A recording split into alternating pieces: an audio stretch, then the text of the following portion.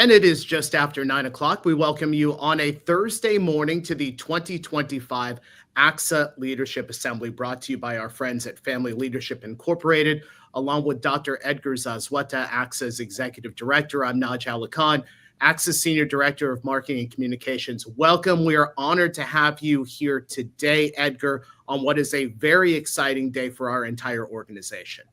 Big day, right? Like this, we keep saying this is the second year we're doing this, but we're doing this all different, right? Last year, for all intents and purposes, we hosted a ginormous Zoom meeting. We're gonna do, we're gonna step it up this year if we don't mess it up, right? That's a caveat, and no pressure on you, Naj. I'm really excited. I'm really excited to open up our doors, if you will, our virtual doors to our members, non-members alike. We had a great response throughout the day. I'm sure people are going to be in and out. We have some great stuff for folks, right? We have an interview with the state Attorney General Rob Bonta. We're going to have a great panel discussion on some of the pressing issues of the day that are that are confronting our schools, confronting our members, namely on the immigration enforcement. Some presentations from our ACSA leadership. One of the through lines here this year is talking about wellness and the well-being of our members. So that's going to be a theme here today. A little bit of everything. Our wonderful government relations team giving us the latest on what's happening in Washington, D.C. and Sacramento. So I'm excited for the day, right? With just tremendous amount of work behind the scenes to make the technology work, to make everything work. But this is a big one for us, and I'm excited we're doing this again. Yeah, this is actually going to be a lot of fun today. And if you've joined us previously for the ACSA Legislative Lunch Break, you know that this is a live and interactive broadcast. Same for us here. So we've got our comment section. Go ahead and jump into the comment section. Let us know where you're watching from today, what ACSA region, if you know that. If you have any photos of yourself watching our broadcast today, we certainly would love to see any of that.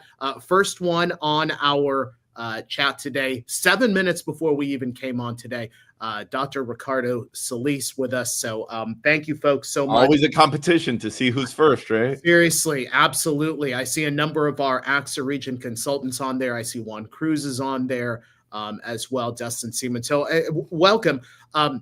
Edgar talked a little bit about what our upcoming schedule is today. Just want to give you some approximate times. We will be fluid as some of our presentations maybe go a little shorter, a little bit longer.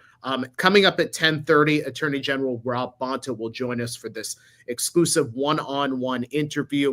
At 11:05, we've got our panel discussion titled Navigating Immigration Challenges. We're going to have a school administrator, a lawyer, and a public relations professional on to talk about immigration challenges. And then coming up at 11:45, we've got a great interview with our ACSA president, Rafael Plasencia, on tragedy and advocating for educator mental wellness. So a lot ahead for us, Edgar, and I'll send it back to you. Yeah.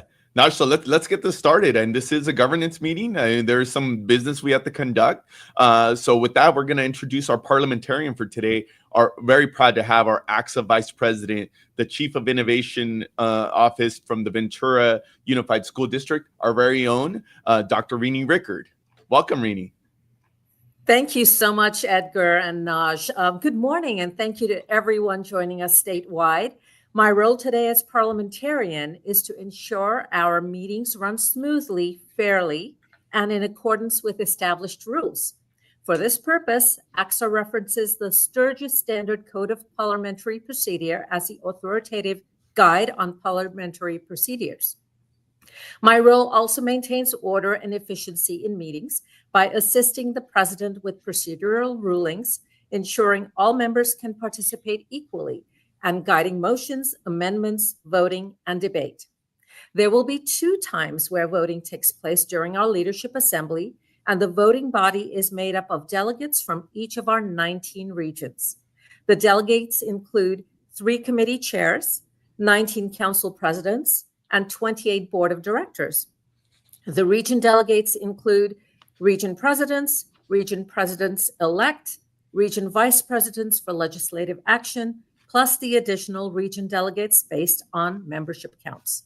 A reminder that only our delegates are part of the voting body.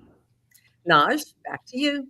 Thank you, Dr. Rickard. So good to have you on our broadcast today. And to read our ACSA mission statement, here is Dr. Gina Potter, Superintendent of the San Ysidro School District. Dr. Potter, good morning. Good morning, Naj. It's great to see all of you, and a very good morning and a warm welcome to our ACSA family. The mission of the Association of California School Administrators is to advocate in the best interests of students and to develop, empower, and inspire equity-minded educational leaders. ACSA is the driving force for an equitable, world-class education system that can meet the diverse needs of all California students. Thank you very much, Naj. All right, Dr. Potter, thank you so much, and we will see you a little bit later on in our broadcast. And let's welcome our ACSA president and the Director of Personnel Services at Tustin Unified School District, Rafael Placencia. Rafael, good morning. Good morning, Naj and Edgar. Thank you so much for welcoming me all and welcome to all of the viewers. Today, we have more than 600 educators and stakeholders joining us today. So at this point in time, we're going to go ahead and get started. Today, we're beginning with holding our leadership assembly and board meeting. We began holding our leadership assembly and board meeting virtually in May of 2020, just a few months into the COVID-19 pandemic. Ultimately, we moved back to in-person governance meeting, except for February, which ACSA leadership chose to keep virtually. But I believe we're going to go ahead and move to approve the agenda. Is that what we're going there with, Naj? That is correct. Okay. So at this point in time for the delegates, can we have a motion to approve the agenda?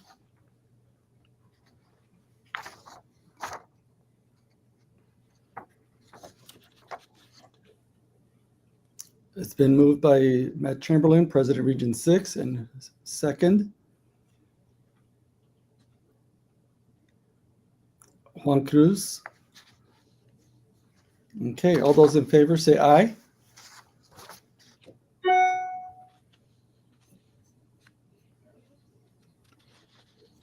All right. So based on what I see here, the motion has been approved. So now we're going to move into approval of our minutes. Can we please move to approve the approval of our minutes for October 10th, 2024?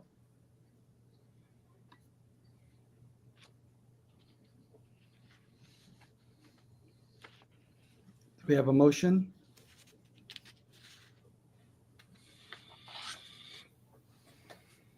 Okay, Carrie Adams has moved to approve. A second, Antonio Romayor Jr. All right, all those in favor say aye.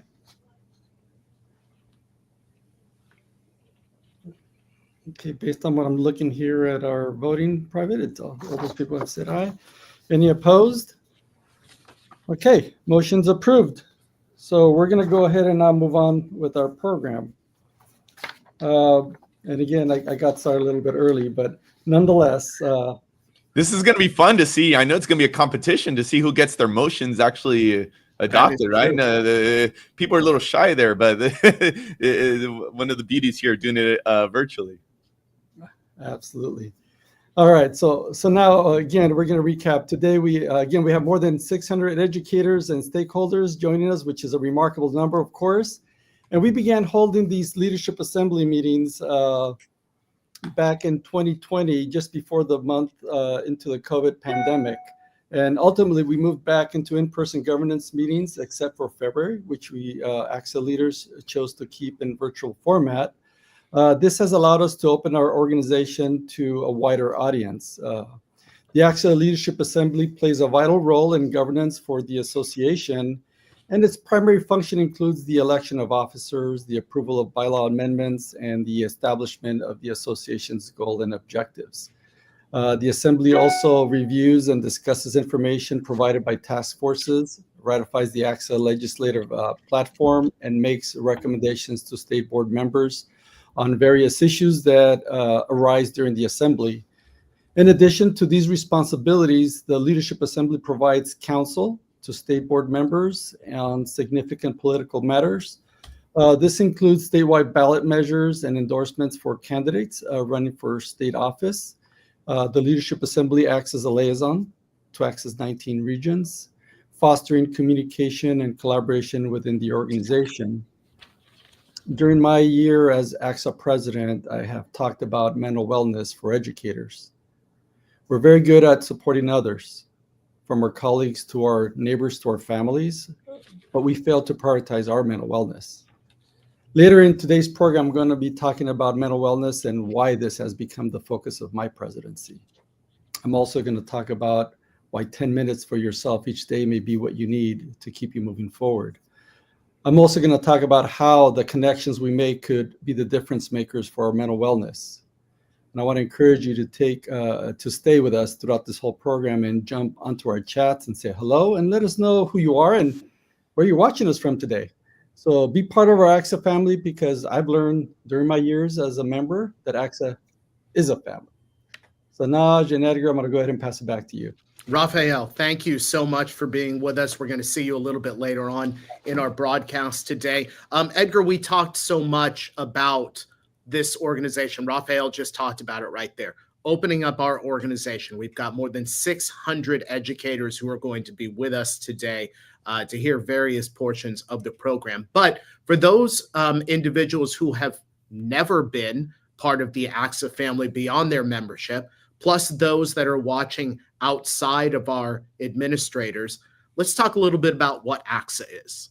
Yeah, no, thanks, Naj. And I'm privileged to have just a few minutes here on the top of our broadcast to give some remarks and to give a little bit of reflections. Given, like you said, I think that was our aim, as our president Raphael stated, that what started by necessity in terms of going to virtual. And if you think about those years, though, some of our veterans here who have been with us and were with us every single week, whether it be on our legislative lunch breaks, which started during the pandemic, our open access meetings, like our superintendent's meeting and many of our other councils, what started really by necessity, I think, just like the school system as a whole, we learned some lessons, right? And then in terms, especially as it relates to communication, especially as it relates to how do we meet our members where they're at. And it took a very literal sense in that standpoint, right? Really thinking about how do we get our message out, given that so much was heading towards our members. We think about those early days of the pandemic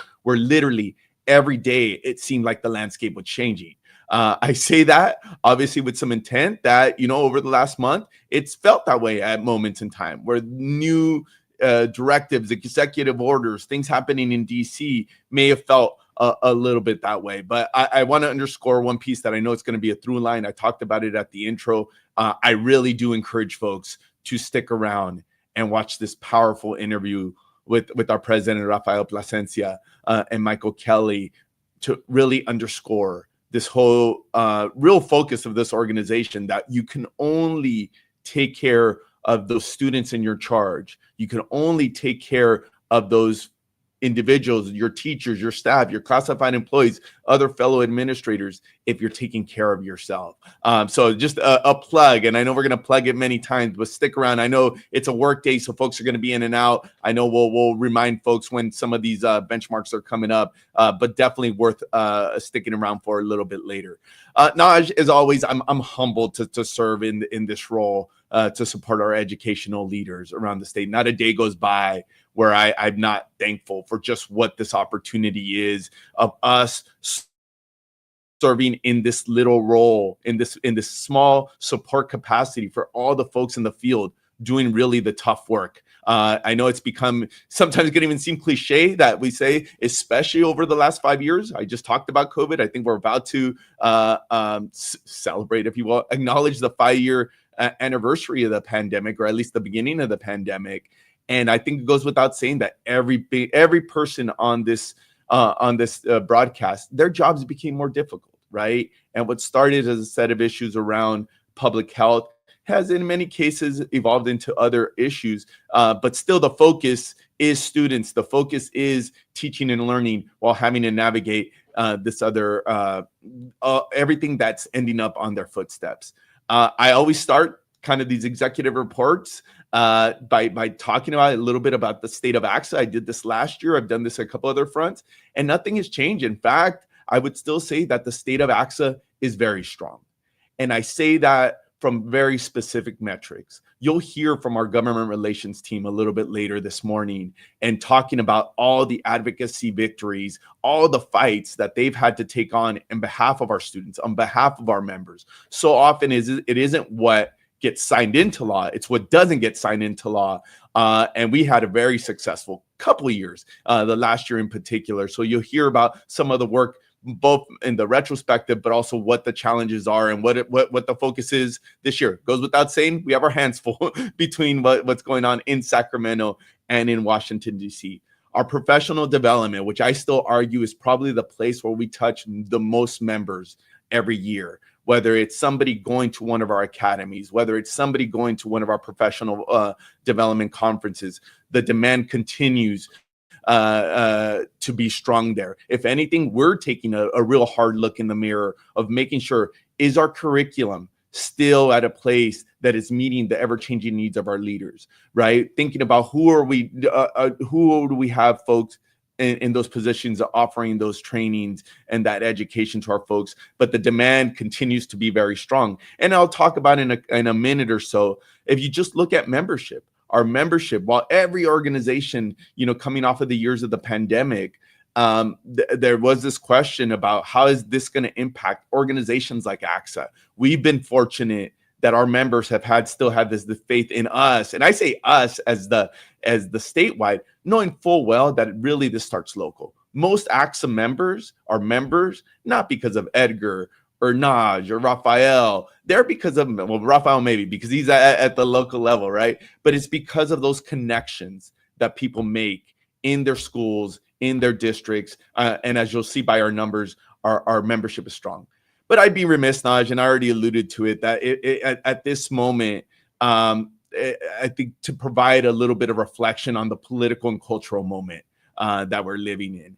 As I stated, the political climate has been at the forefront of our education issues, even before the latest presidential election, right? This is something we've been talking about over the last couple of years, that so many of these societal issues are really ending up on our school footsteps.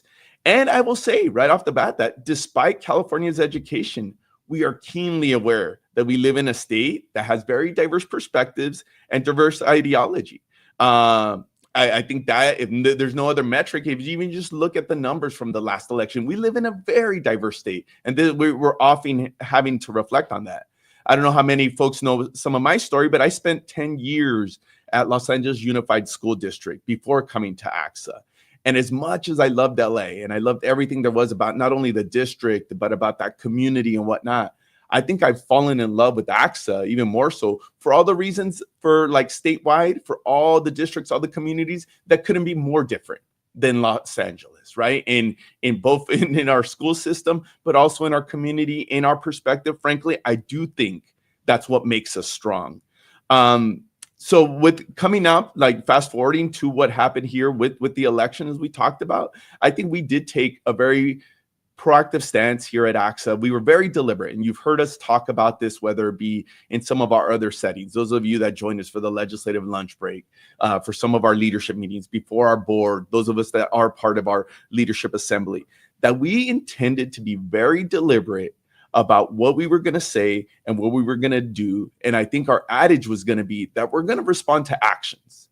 We're not going to always just respond to the narrative, right? That there's going to be a lot of talk regardless of who got elected. We were saying this even before the results of the election, that regardless of what happened, we knew that there was going to be, that this was going to be a tumultuous environment for everybody in our country, namely those who are at the footsteps doing the hard work in our schools.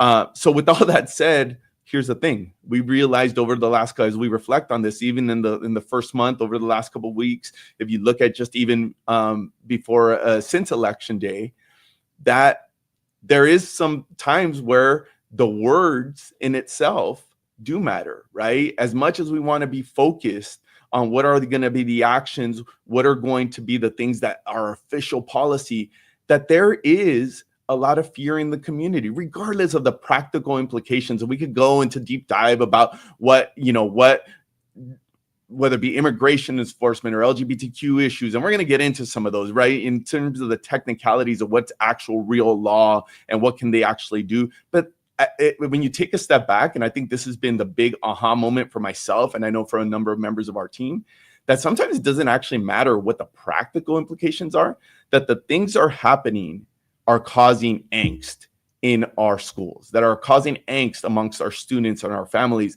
And that's something we can't ignore, regardless of the intent, regardless of the practical implications of policy. If you will, Naj, I'm going to tell just a little bit of a story. And I've said this in a couple of different settings, but I'll take our viewers back to tell you a story about, and I'll say around 7 or 8 year old Edgar, right? Living in Los Angeles. And I think like a lot of kids, I don't know, this is not something I talked about, but I'm just going to put it out there. I was a super anxious kid. I was worried about everything, right? I was worried about earthquakes because we lived in Southern California. I was worried about the big one. I was superstitious just as a kid. I'd be walking on the sidewalk. I wouldn't step on cracks, right? I'd try to avoid them. Don't ask me why. I just didn't want something bad to happen. I don't know who told me that. I would be worried and stressed out that my Dodgers were going to lose on a day-to-day basis. Well, I guess that hasn't changed, right? I still get pretty stressed out about that. Just in general, I would just always be an anxious young man, right? A young kid. And that also would go to every day. And this is one of my vivid memories of childhood is I would sit after school and go by the window and just wait for my dad to come home. He worked in construction, blue collar job.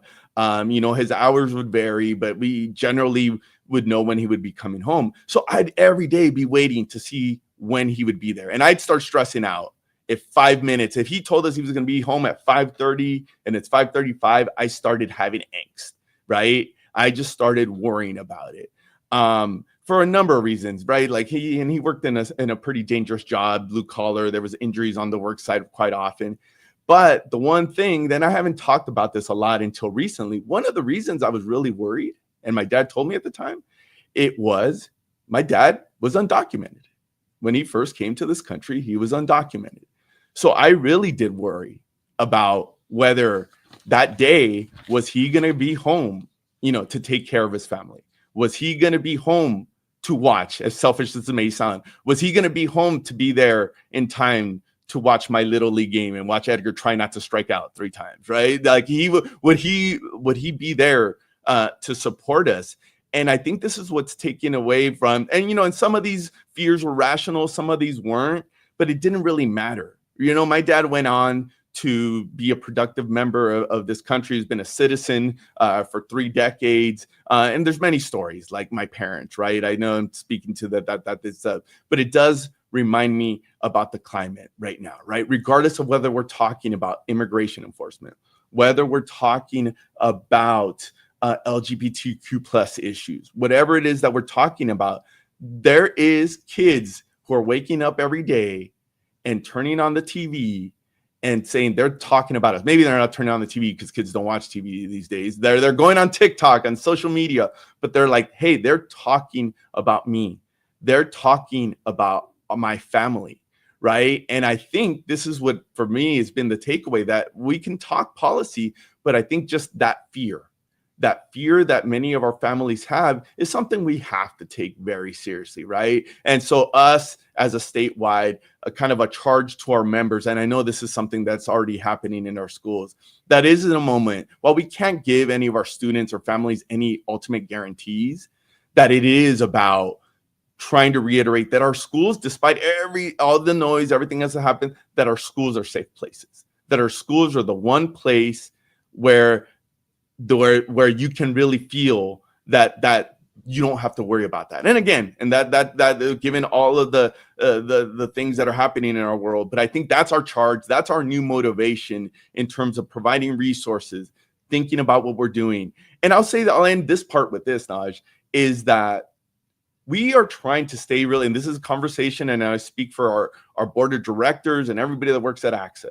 Our North Star is to try to do what's best for our students and for best for our members. But we know very much in our political climate, we're going to do and say things, and we probably already did, that everybody may not agree with. And I think I just ask us and ask the organization. For the organization, I know how much this logo and this organization means to our members, to provide us a little bit of grace, that keep talking to us and knowing full well that while our intent is a good one, and it is not to be political. And as I always say, we have a pretty good track record, regardless of who's in office, whether it be this building that I'm sitting across from, the state capitol. We take a lot of issues with the things that come out of there. Same thing with DC. It's our job to find those things that we're going to push back against. So it's not really about the politics. It's about our job is to advocate for those kids, for our members, regardless of who's in office. So that's kind of our directive. With that long-winded intro, Naj, I'm just going to spend a minute here, just a couple of quick updates, because I think some of these numbers are very valuable to our members. Talking about membership, I alluded to it before. This just gives you an overview that year over year, we continue to be strong. I think the 18,000 number, 18,493, is still a high for us, an all-time high. While there's a lot of vulnerabilities, and we know the forces and the impact that the state budget is having, you'll hear about that from our team later on, that this is something we have to keep an eye on. Our membership continues to be strong, right? And I think it's our duty, it's our responsibility to continue to show our folks that what the value of ACSA is. And if we move on and just to look at what our ACSA membership, I think it's always interesting to just look at the diversity of the state that we're talking about. I think more so, while, you know, the diversification of our workforce, our teachers, our leaders is still very much a focus for ACSA. I think especially compared to other states, we're headed in the right direction, while acknowledging that we have some still the work to do. And you can see there by some of our numbers as we break it down by ethnicity.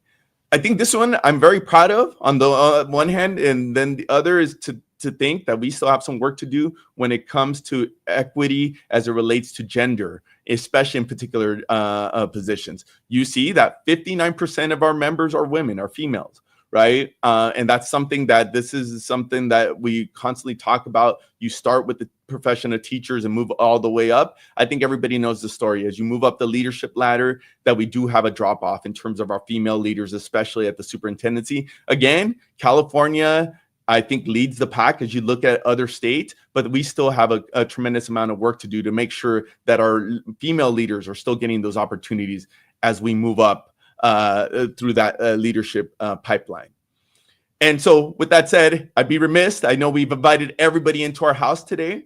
And if you're not already an ACSA member, if there's ever a time that we need to have a strong, unified front, both on the advocacy, on the PD, it is now. So here we have an advertisement for just $2 a day. That if you're not an ACSA member, we really encourage you to go on that QR code, learn a little bit more about the benefits that ACSA has. But we'd encourage you to, while many of these things are open to everybody, obviously we're only stronger if we continue to bring people into our fold there.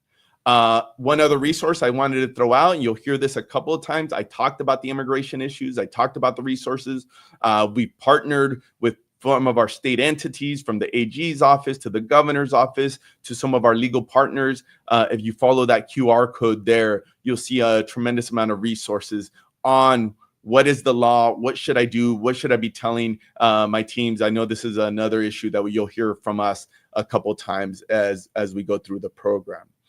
And then kind of as I wrap up here, I want to talk about what some of the emerging issues, what can we see from now, aside from all the things that we've talked about, is here things that we're hearing from you. We've done a couple of things here at the ACSA team. Kudos to Margarita Quizon Molina, our Deputy Executive Director, who has been doing a number of surveys, feedback with our superintendents. We did a survey on AI, and here's some general themes that came up, that on artificial intelligence, that there's still a lack of staff training, that there's still more resources that need to be provided when it comes to data privacy and security. And this whole notion of how do we maintain, if we're going down this path, to make sure that we have equitable access of AI to all of our students. And then there's some feedback that we just got a couple of weeks ago from our superintendents at our annual symposium. We asked them what are the top issues that are top of mind for them for the next 3 to 5 years. And they said education funding, declining enrollment, obviously the impact of federal policies and the educator pipeline. So you just know that these are some of the issues that we're going to be very focused on, and you'll see a lot from advocacy to professional development to member services on this front.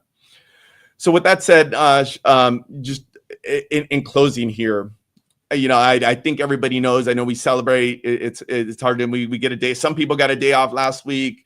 Some of us are getting a day off here this week. I don't know if everybody caught it, but yesterday was actually the official birthday of our 16th president, Abraham Lincoln. So I did think it would be fitting to end with a quote. And the quote is, "You cannot escape the responsibility of tomorrow by evading it today." I'm a big quote person. I don't always throw them out, but this one always speaks to me because you could see it from so many different angles, right? And I think I'll just leave it there for interpretation, because I think this could have a meaning to so many different of us. From, I know we've always thrown it out to my kids when it talks about procrastination, why it's important to just jump into it today, but especially as we look at some of the challenges of that could impact us tomorrow. And this is also, I think, a charge to us as an organization of what we do today will truly, truly have an impact tomorrow. So appreciate the opportunity, Naj, to get to open up here our program, and I'll send it back to you. Empowered by you were a super anxious kid, because we didn't give you a whole lot of opportunities to say no almost 5 years ago to doing the ACSA legislative lunch break. So just knowing that adds a little bit of flavor to your story. And we've had several people in our chat today make mention of that. And I do want to address one comment that's in here from Michael Brogan, who asks, can there be time to talk about the new potential Secretary of Education transferring the responsibilities of the Department of Education to other agencies? Let me just give you a programming note, because this gives me an opportunity to promote the show. Our ACSA legislative lunch break, scheduled for March 5th. Former Secretary of Education Arne Duncan will be with us on March 5th. John King, another former Secretary of Education, will join us on March 19th. So mark your calendars for that. Again, Edgar, thank you so much. Let's go ahead and bring up what our plan is for the next couple of hours. Coming up at 10:30, pardon me, we'll have our interview with California Attorney General Rob Bonta. At 11:05, our panel discussion titled Navigating Immigration Challenges, and at 11:45, an interview with our ACSA President, Rafael Plasencia, on tragedy and advocating for educator mental wellness. Folks, we are back in 30 seconds with more of our ACSA Leadership Assembly.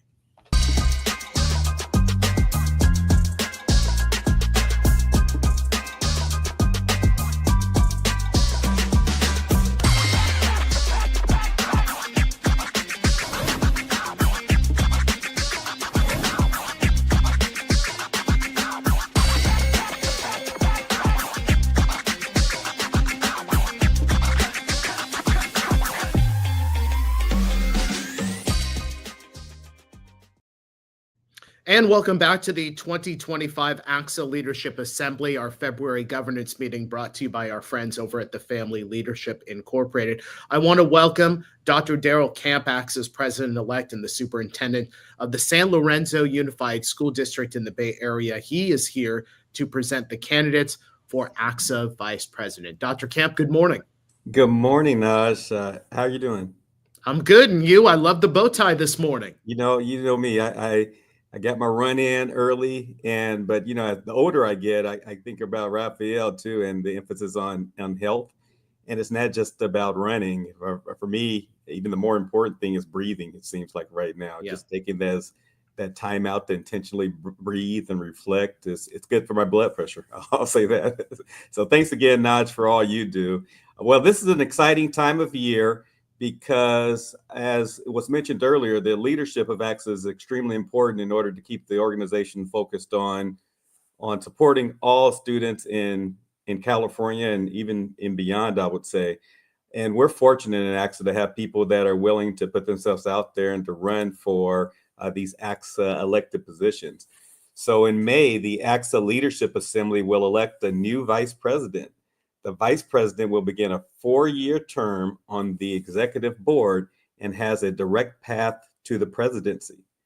The major responsibility of the vice president is to serve in the place of the president-elect or president.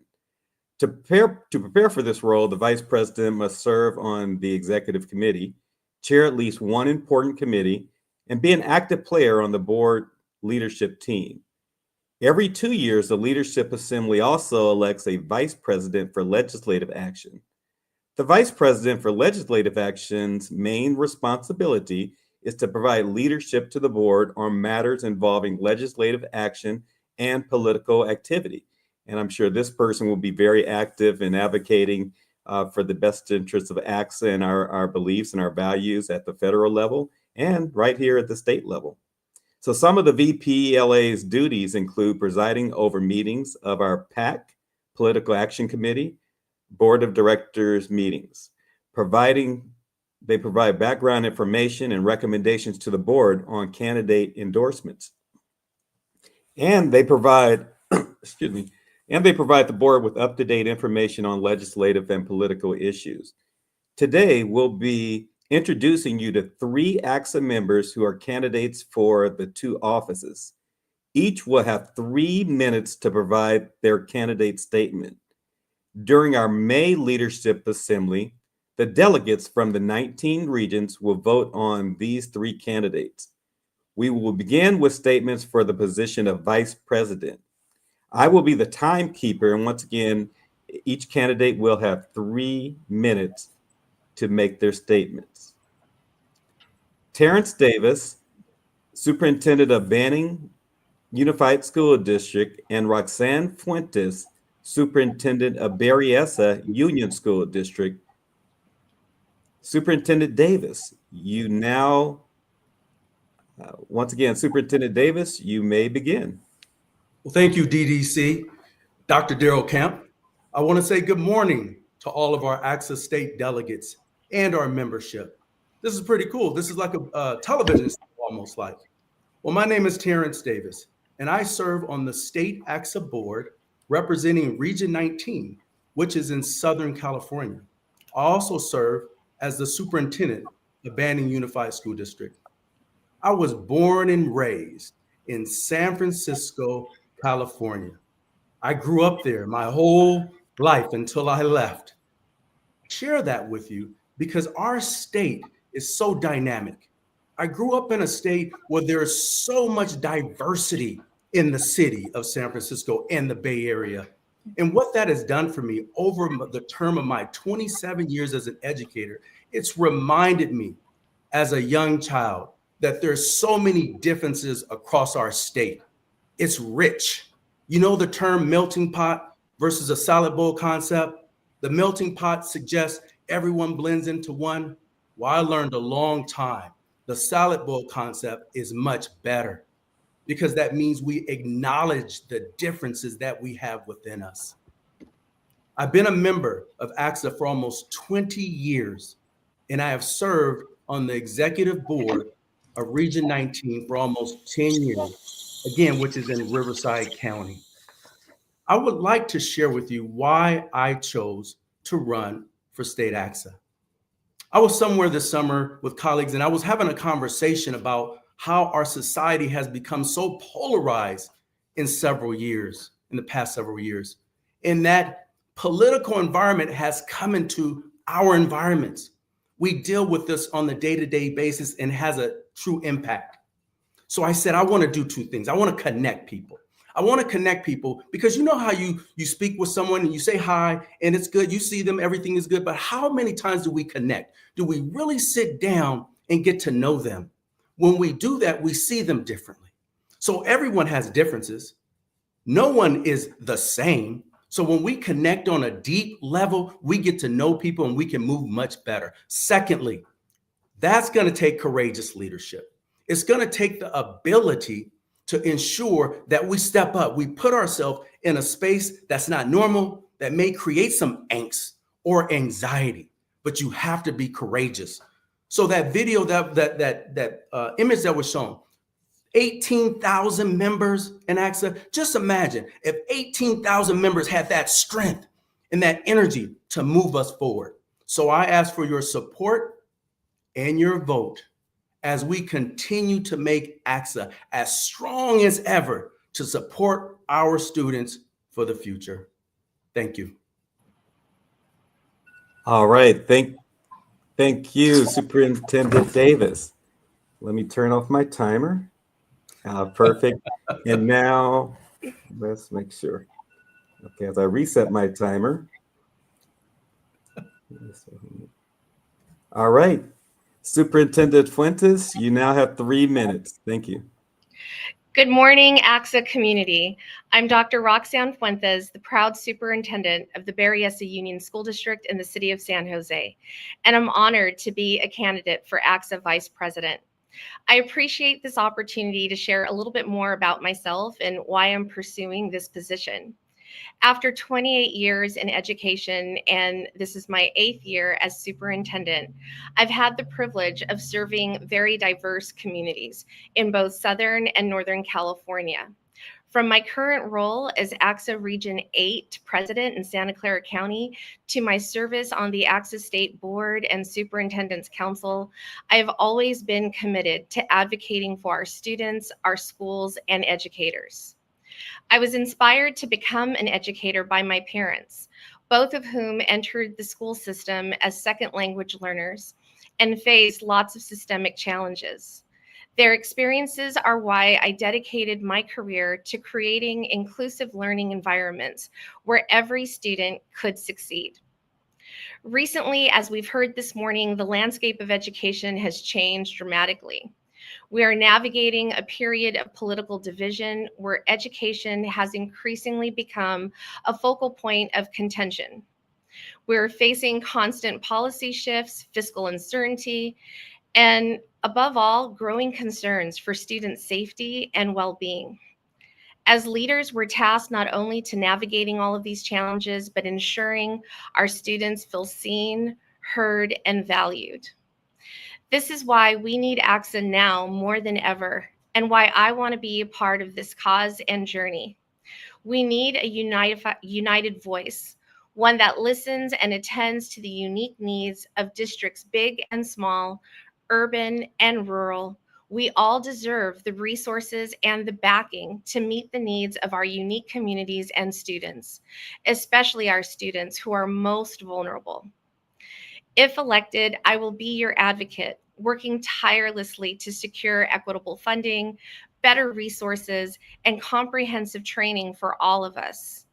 I'll be a listener. I'll listen to your concerns and help amplify your voices at every level of policy making. In fact, I want to bring you along with me. Your personal stories need to be heard.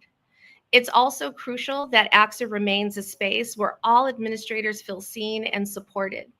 The challenges we face are not one size fits all, and it's our diversity of experience that makes us strong.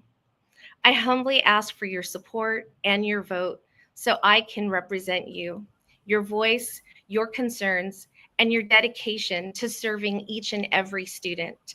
Together we lead, and together we will succeed. Thank you. All right. Thank you, Superintendent Fuentes, and thank you, Superintendent Davis. We're so lucky in ACSA just to have you. And thanks again for putting yourself out there. We really do appreciate it.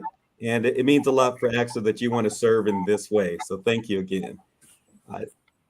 Now what we'll do is we're going to hear from Jared Hungerford, the Associate Superintendent of Educational Services at Calaveras County Office of Education. Jared, you may begin. Okay, am I going to be on screen? There I am. Okay. Well, I'm glad I'm not running against those two. Thank you, Dr. Camp.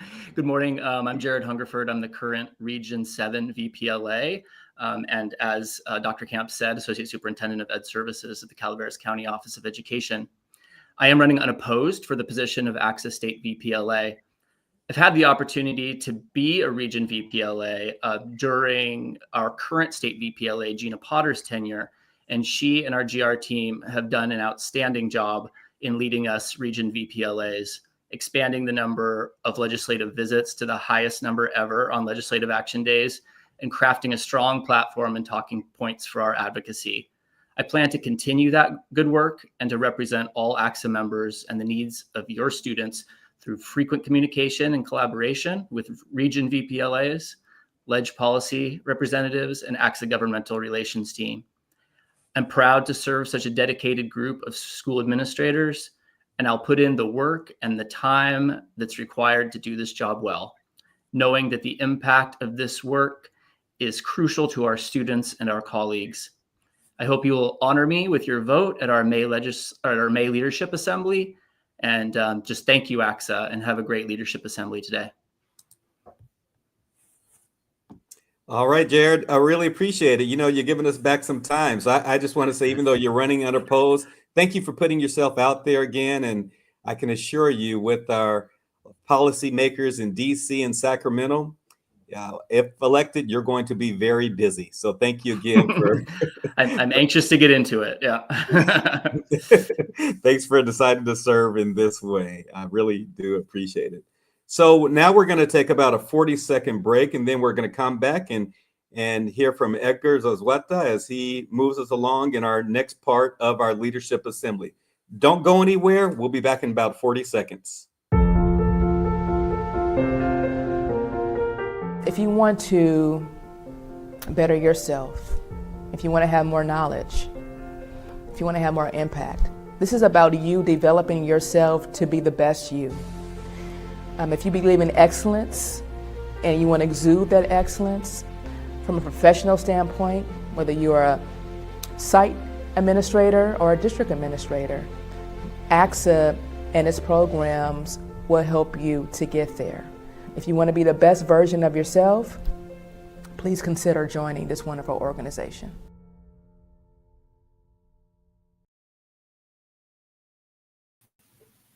Welcome back to everybody. I think we're off to a great start, Yvonne. Good to see you. Always a highlight, and I'm not biased or anything because, I used to have your job, but, this is one of the pieces that I think, as we always talk to our members about why ACSA and what's the value. I mean, and we're proud of this, right? And I said it in the opening. I do think that our political influence, our policy influence, not to say that they always listen to us, right? I always say they disappoint us all the time across the street or in DC, but I think our folks can be proud that ACSA is at the table when the big things are happening, when they're thinking about these policy considerations, that they're really taking into account what our organization. And I know you're always the first, Yvonne, to say that obviously I think we have the best government relations team in the state, but this is really also because of the power of the influence of our members. So thank you for being here. And I know you and the team have some updates for us. Yeah, Dr. Zazueta, thank you so much. I'm really excited for this morning. I mean, we've all here in the ACSA team been looking forward to today to be able to provide these updates, not only to our Leadership Assembly delegates, but to our broader ACSA membership. There's just so much to notable things taking place that we want to make sure that you all are aware of. I appreciate you touching on that, and I appreciate that that's been hit on here a few times, is that there's so much to be proud of in terms of things that we've accomplished on behalf of our students, on behalf of our public education system here in California. If in case you're not aware, at the conclusion of each legislative session on an annual basis, we produce what's called an advocacy in action document. And so if you Google that, just ACSA Advocacy in Action, you'll be able to see a list of real important things that we together have delivered upon for public schools. So I encourage you to take a look there. I will double down on what Dr. Zazueta just said in terms of these are collective victories.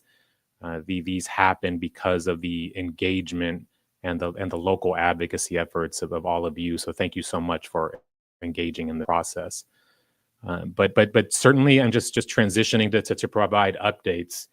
I mean, there is no shortage of things taking place. I mean, there's a lot of concern. There's a lot of uncertainty. And with that said, there's a lot of opportunity as well. And you're going to hear some updates here this morning related to what's taking place at the federal level. But certainly things that have happened here in the last few weeks are really concerning to all of us in terms of the threats that it represents, these executive orders and these actions, to the potential threats and to what it means to funding that comes in from the federal level, but to also some of our most vulnerable communities, our LGBTQ plus students and educators, as well as undocumented students, mixed status families. We're also responding to the tragedy in terms of the wildfires that have just been devastating, and making sure that we as a state and do everything that we can to support the families and the community members that have been impacted. The immediate needs in terms of rebuilding and providing safety, but making sure that there's ongoing support to the region as well, and those who have been affected, knowing that it's going to take many, many years to rebuild, not to mention just the trauma that it also causes for those affected. So in California, I will say that there's a new legislature. Our Leadership Assembly is very familiar with the fact that we go through a really extensive process to support, endorse candidates for the state legislature. And so we went through this process, and now a new legislature has taken their seats, and we're starting to see what that represents. And I will say that we're really excited about what we're seeing so far.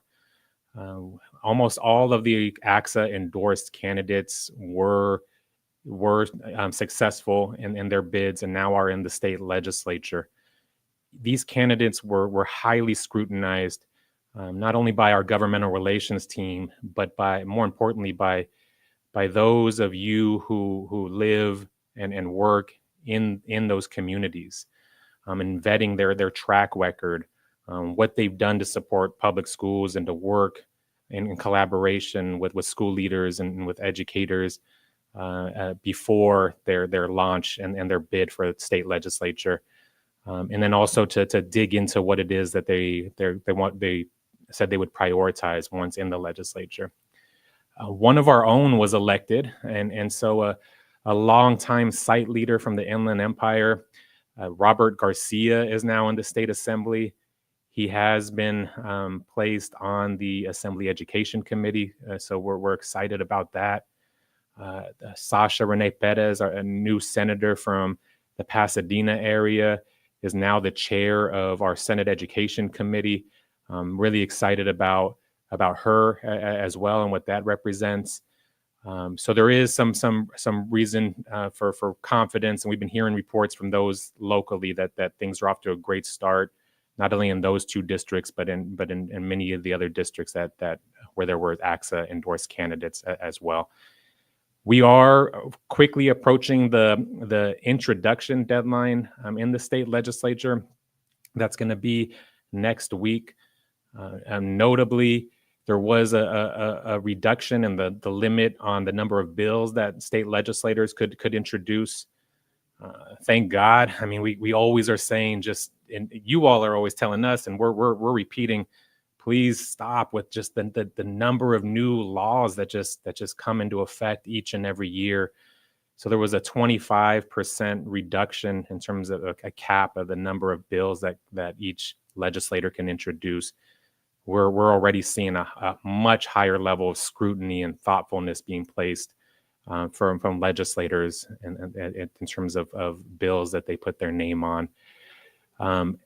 Now that the bill introduction deadline is right upon us, our Legislative Policy Committee is going to begin its work to vet legislative proposals and to begin to take positions that then we as a governmental relations team will begin advocating for. So that work is going to kick off here in early March. Each and every one of the positions that we take on bills is informed by our One Voice for Students legislative platform. And you'll hear more on the One Voice platform here later this morning. But yeah, we are well underway here at the state and federal level. So let's move into to introducing members of your governmental relations team. Each and every one of our legislative advocates you're going to hear from this morning on a wide array of issues. So first, I want to introduce Diana Vu. So Diana, I appreciate the updates that you're going to provide here. Talk to us about what's taking place at the federal level. Again, as I touched on here a moment ago, there's just so much coming at us in a really short period of time. Help us make sense of it all, please. Yeah, absolutely. So I know this is top of mind for everybody right now, considering everything that is going on. And I think it's important to know that what executive orders are first. They're directives. They're not meant to create new laws. Congress has the power to create new laws. So they shape and direct existing laws or allow agencies, provides agencies and departments the ability to enact those existing laws. And really, it's just a tumultuous time right now. Especially with some of these recent executive orders attacking education, such as radical indoctrination, which is meant to prevent schools from being able to educate on diversity curriculum. I'm sorry, it's just a lot going on, and prevent educators from allowing students to use their preferred pronouns, as well as school choice executive orders as well, which is trying to redirect public funds to private schools. The good news with all of this, though, is that these right now are just plans in place. So there are no enforcement action yet, but there are other activities that I think people should be aware of, such as in Colorado right now, the Office of Civil Rights is currently investigating a school for having gender-neutral bathrooms, but none specifically for girls only. And this is on the basis of Title IX, not necessarily executive orders, but Title IX. And I think what everybody really wants to know is, well, what's going to happen to federal funds in education? And when it comes to that, there is overall good news too, is that most of education is forward funded.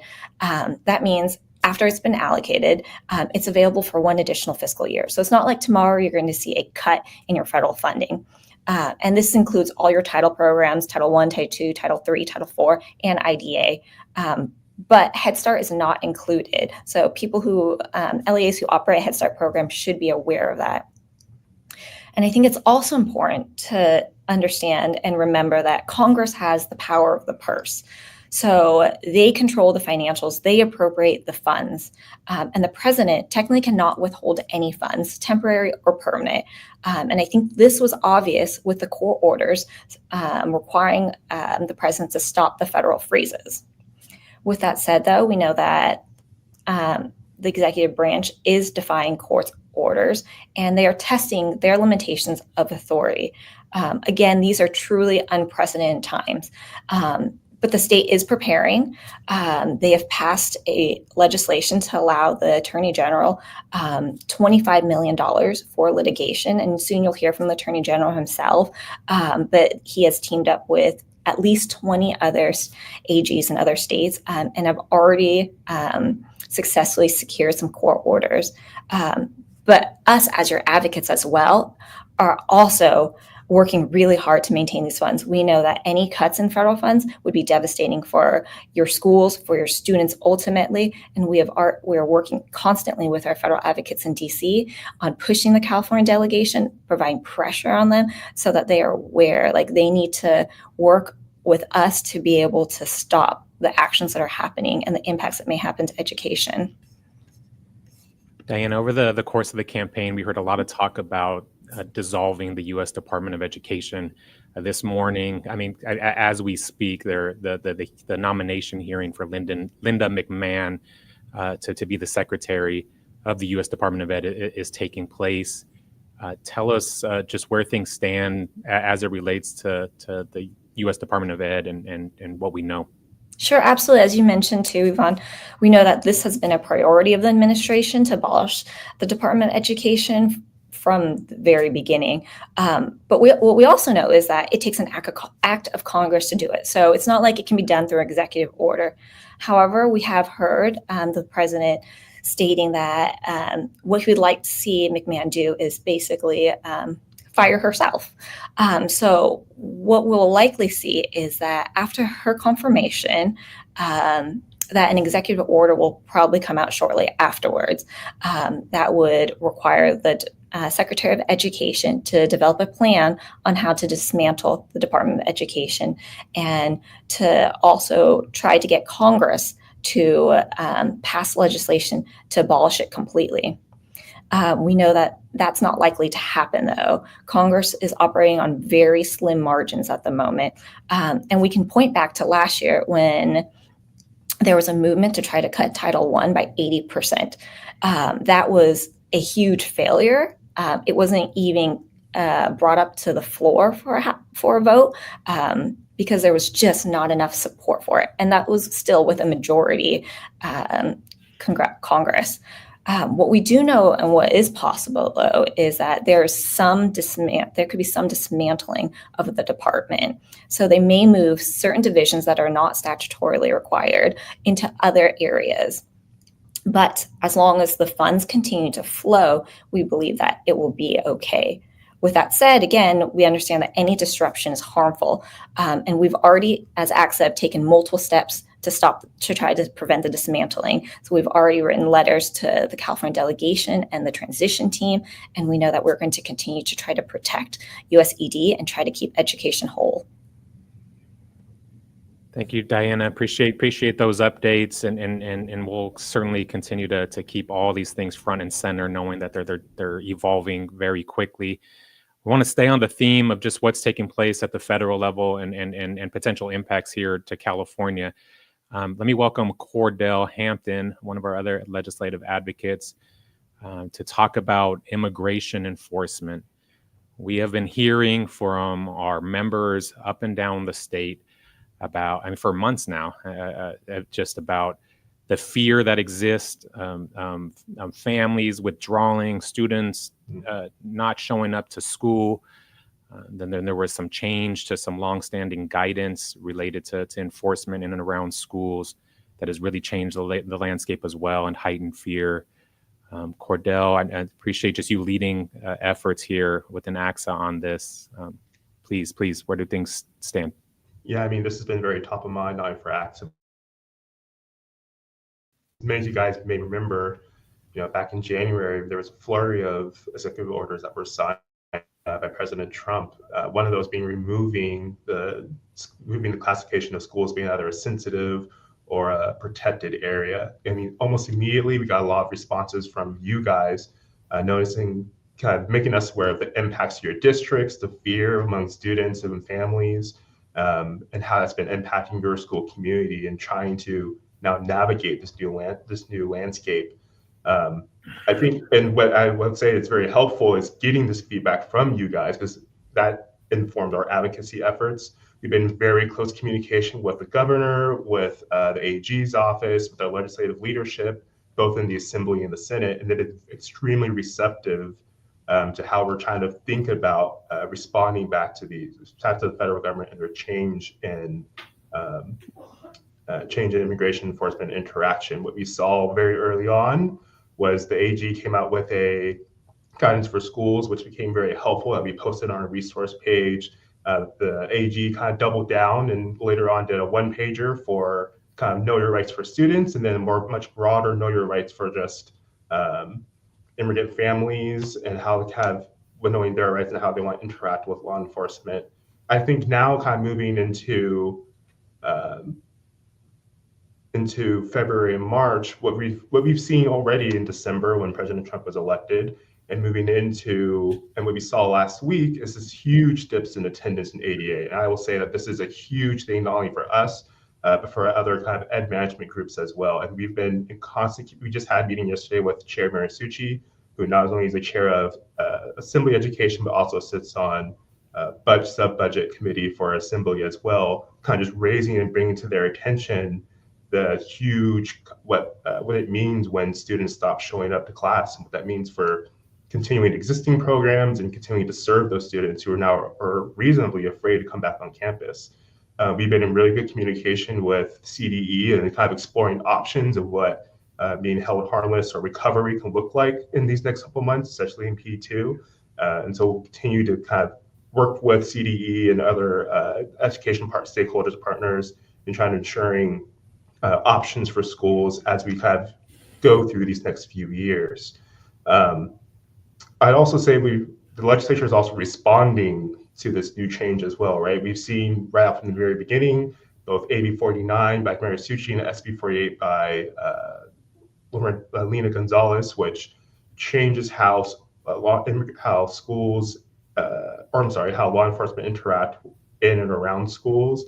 We've also seen SB 98 by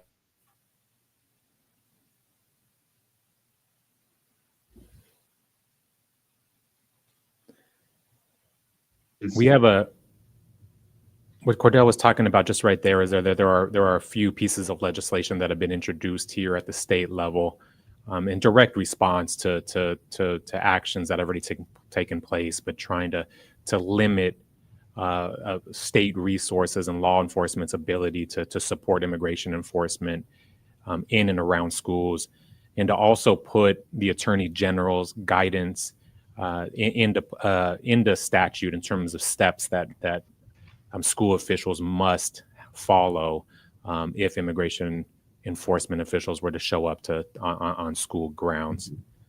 Cordell, anything else related to immigration? I think this is going to be a very hot topic this year. I think it's something that the legislature is very sensitive to, and so we'll continue to be advocating them on this point. I think in the meantime, it would be really helpful for us as we're seeing these dips in attendance to please share that information with us. Sure. It will help us make the case as to why we need to think about having potential options, not only this year, but potentially the next couple of years.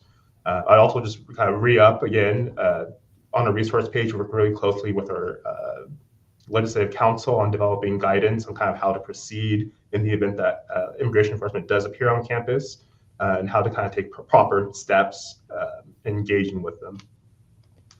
Yeah, we're going to switch gears here to state updates, but I think just to tie a bow on all the federal conversation, there are important checks and balances and systems in place in terms of our court system, in terms of Congress's role as well, that we're pushing upon and hoping that we can continue to rely upon. I mean, as Diana said, I think there certainly is, without a doubt, attempts by the president, by our administration, in terms of testing authority. But with that said, there are pushbacks. There are a number of cases that have been filed. Congress and both sides of the aisle have stood up to earlier actions, and we saw some walking back in attempts to withhold federal funds. And so we are deeply engaged with the highest level officials here in our state, the governor's office, the attorney general's office. We're talking at least weekly with them. We are talking nearly daily with all of our state and national affiliates, making sure that we are staying on top of this, that we have plans and prepared, and are actively engaged in all these items. And we will make sure to keep you updated. And again, knowing that things are being picked up in the news, and we're getting a lot of questions. So we want to make sure to provide you as much clarity as possible, and we'll continue to do so. Cordell, you lead our efforts as it relates to state fiscal matters and the state budget. The governor has introduced his January proposal. Where is our attention focused? What is it that we're supporting here as we move into this next phase of the budget process? I think some of the things that are top of mind moving into kind of this next phase of the budget cycle is, there's a lot of uncertainty, and that was very present in the governor's original proposal. We just have the wildfires, and then we have all these federal changes that are occurring. And so I think one of the questions that we're going to be looking for legislature to address is, with all this uncertainty and changes in the federal government, what is the state's game plan to ensuring that schools are continuing to stay stable and receive funding? think what the governor also proposed is underfunding Prop 98. Again, it's the second year we're seeing a Prop 98 manipulation. And even the governor's budget acknowledges this. The Prop 98 guarantee is calculated to be 119.2, and then the governor is only proposing 117.6. And so that 1.6 billion is a huge drop for us and something that we're firmly opposed to. We've also talked to other stakeholders, an education coalition like CTA, CFT, CASBO, CSBA, SUITS. It's something that they're also strongly opposed to as well. And further, is this just creating a new precedent where we are acknowledging that there is a calculated number, and then we're just going to propose something less due to economic uncertainty, when something that we're properly already kind of feeds that in, calculates that as well. So that's something we're going to be strongly opposed to, and we'll be having discussions with our legislative leaders. We've had some preliminary ones, again, meeting with Senator Marisucci yesterday, something that he's very receptive to, and I'm assuming other legislative members will be receptive to as well, and making sure that we're fully funding Prop 98. And speaking of fully funding Prop 98, also looking at ways to continue ongoing funding, increasing the LCFF base, making sure that all boats rise, and giving inside the ongoing portion. And those are all things that we're going to be talking about in our legislative action day coming up in March as well. I think next steps to start thinking about is we're moving into the next phase of the budget process, where we're going to have both the subcommittees of the Assembly and the Senate kind of go over, start picking apart what the government proposal is, asking questions to the Department of Finance and other state entities, and then kind of getting insight what they're thinking about the budget process as well. Over the next couple of months, you'll also be hearing a lot from the government relations team to our committees and councils about questions about not only the governor's proposal, but also what the Senate and the Assembly are thinking. And this will continue all the way through May revision, where we'll see the next update phase. So stay tuned. There's a lot more to come. Thank you, Cordell. Appreciate the updates. I was monitoring the comments to see if anybody was going to applaud you for the plant additions in the background there. So it's a slow process to decorate and design. A little bit of an upgrade there. Backing that. But Cordell, given that you're our budget lead, we got to get you to do some internal advocacy to make sure that the internet there that connected to your office, that they're properly allocating the. Well, the next step, we'll bump up our service. For sure. Thank you. Appreciate the updates and appreciate your work and leading on these efforts. Thank you. Of course. Let me welcome Saret Kaminsky on to our show. Saret, you are knee deep into some co-sponsored efforts, some legislative proposals that ACSA is pushing that very much align with priorities that our members have been talking about for years. Mm-hmm. One of those being related to school staffing and making sure that we get some stability. Tell us about these proposals.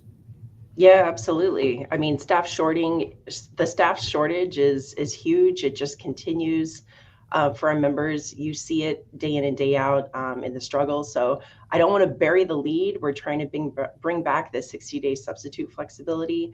I think we have some momentum. There's a recent Learning Policy Institute report, and it talked about how the number of teacher prep completers in California has really dropped dramatically in the last 2 decades. Incoming candidates are coming to us at half the rate it was when the state was at its peak in 2004. So this really just affirms what our members are feeling in schools, that schools and districts are competing for an extremely limited pool of qualified candidates. And the staffing crisis is really affecting all elements of school functions. So on just the 60-day substitute flexibility, we want to really provide better continuity for our students. And so this proposal would be sort of a release valve that would be used in addition to other recruitment strategies that the state needs to pursue. ACSA is working in lockstep with fellow co-sponsors, the California County of Superintendents and CSBA on this joint proposal, and hopefully we'll have a bill number for you soon. ACSA here, we know that the staff shortage exists with other sectors besides teachers, and we really need to boost the numbers in all areas of the educator workforce. Surette, the mental health needs of our students are very well documented. What are we doing to support students in this area?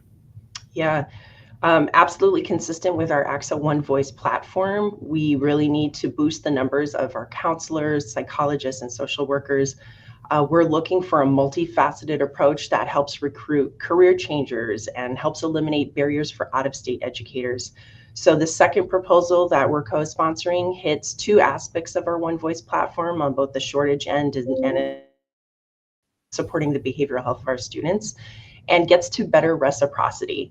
So what we see is we have very limited reciprocity provisions for school counselors, school psychologists, who have already completed their credentials in another state, but may fall short of certain fieldwork or course requirements. So what happens now is that the California Commission on Teacher Credentialing will direct those applicants from out of state to universities here in California to address unmet requirements. But the process is really burdensome due to university restrictions. They frequently require those applicants to shop around to accommodating institutions. And in those cases, sometimes the universities here will impose additional unit requirements that exceed what is actually necessary. That creates another unnecessary barrier for those out-of-state credential holders. So given that we have significant shortage for all three of these PPS credentials, we're seeking to have better reciprocity in the regards that those candidates would be able to work with their associations that offer professional development to pick up any of those units that they might deem missing. And then our proposal would also allow those incoming professionals to work in schools with a supervisory element as well while they are completing those units. So we are also co-sponsoring the proposal with the California Association of School Counselors, the California Association of School Psychologists, and the California County Superintendent. So again, very close to having a bill number to make sure we amplify that message to our members. Thank you so much, Surette. Appreciate your work and the updates. I'd like to welcome Dorothy Johnson onto the show. Dorothy, there's a report from the state that just recently dropped, and it talks about and touches on an area that our members have been uplifting to us for quite some time. Can you tell us what it is, what's in there, and what opportunities it may provide? Yeah, happy to. Great to be joining you all with our remote leadership assembly. So it's a difficult topic, but it demands attention and engagement. So FCMAT, the Fiscal Crisis and Management Assistance Team, recently released a report on the instance of childhood sexual assault and the fiscal impacts, as well as recommendations to mitigate the fiscal cost from the existing claims that result in settlements or judgments, as well as proactive policy changes that can help stop the instance from happening in the first place. This report was created at the requirement of a trailer bill that was championed in the Senate Budget Education Subcommittee, chaired by Senator Laird. And the numbers are shocking, but they're not really a surprise. So current liability for misconduct claims statewide just for schools is between $2 and $3 billion. And this is not insurance payouts, as many of you know, but these are dollars coming from school general fund. So the report has about 11 recommendations, everything from adjusting how bond dollars can be used, lengthening the amount of time that can be spent to pay out a settlement or a judgment, ways that the state treasurer can help even with making emergency loans available. So a whole host of things. And then in addition, as I mentioned, about another dozen or so proposals that would help stop the instances before they can even happen. And ACSA actually has been pursuing a recommendation that aligns with one of FCMAT's proposals, and that deals with creating a database of classified employees' employment history. Unlike teachers in the CTC, there is no statewide database that has a record of where employees in classified positions have worked previously, nor if there have been any investigations for egregious misconduct. And that's really a huge gap in our ability to make sure that the right people are working in our school sites with our students. And I really want to share a note of appreciation to the Human Resources Council leadership for uplifting this big gap in their efforts to make sure the right staff are on their school sites. And we, of course, will actively engage on the other recommendations and build on this momentum so we can make a real change for students. Last year, we were successful in having our sponsored bill by Assemblymember Addis. And this does add prevention training to mandated reporter training, so adults can spot the actions and indicators that can lead to abuse before it happens. So slow progress, but this FCMAT report is going to hopefully really build up the momentum for much bigger changes. Thank you, Dorothy. Appreciate the updates and your efforts in this area. So yeah, I want to just thank again the entire governmental relations team, the advocates for all your work. Let me bring back Dr. Sasweta onto our show. But before I do that, it's really important that we use every communication channel to make sure that we're keeping you updated on all these things that we're talking about: the policy, the politics, the budget landscape. And one of these communication channels that we rely upon is this podcast, Behind the Bills, hosted by me, where there are short, really digestible, that's the aim, updates related to things taking place at the state and federal level. If you haven't checked it out, encourage you to access this podcast via Spotify or Apple Podcast. In addition to the updates, there's also always really insightful conversations with people that work in this world. The last conversation was with Senator John Laird, who's the chair of the Budget Subcommittee on Education Finance. Prior to that, I interviewed and had a conversation with our Secretary of State, Dr. Weber. So they're just really insightful, fascinating, informative. So please check out our Behind the Bills podcast. But to certainly be on the lookout for all communications from our team via email, social media, legislative lunch break, to name a few. Yvonne, full of information. The team was great. Cordell improved his background there with a couple plants. Hey, I got a couple of texts already. Yeah, I know. People are looking now. Hey, we got you. Apparently, that's the one thing I learned. You got to look out to see what you have in there. They take that serious. So it's an improvement. I got some texts too that we need to apparently support him here and getting him some books on the shelf. But we'll get there. Yvonne, just as always, a ton of great information from the team. I appreciate you plugging your own podcast there, because I know that was something that's been a journey for you. I know like the team had to poke you there a little bit to get you to do, but I have to say, and I promise I say the same thing even when you're not here. There've been some great listens, the behind the scene, not only the updates, because I know that was something we had talked about for a long time, just like a quick what are the major issues happening, and folks can throw on. I'm a big podcast person, so I know that was always a big thing. But that's great just to like have some people behind the scenes of how this works. If folks haven't listened to that podcast, I would highly encourage them to do so. So thank you for spending the time amongst all your other duties to become a podcast star there on your end. One question for our members. I know this came up a couple times. All right, so we throw out, and I think just by the hundreds of people we have on this morning, it's evident that people want to be involved. They want to not only have the knowledge, but in some of the cases, they want to influence what is happening. What would you say for some of, we have a new member here today, maybe new to the ACSA world. What can they do? Like maybe they agree, disagree with some of the things we've talked about. How can they get involved? A couple of things I would say is, one, the importance of being informed. And so whether it be our podcast, our social media, again, our ACSA resource hub where we post updates, getting involved with the regions and making sure you're in there on their listservs. Just stay engaged and be informed on what is taking place at the state and federal level. So one, I would start there. Two, please engage with us. Please interact with your governmental relations team and let us know what is top of mind what you are experiencing and seeing on your school campuses, in your school communities.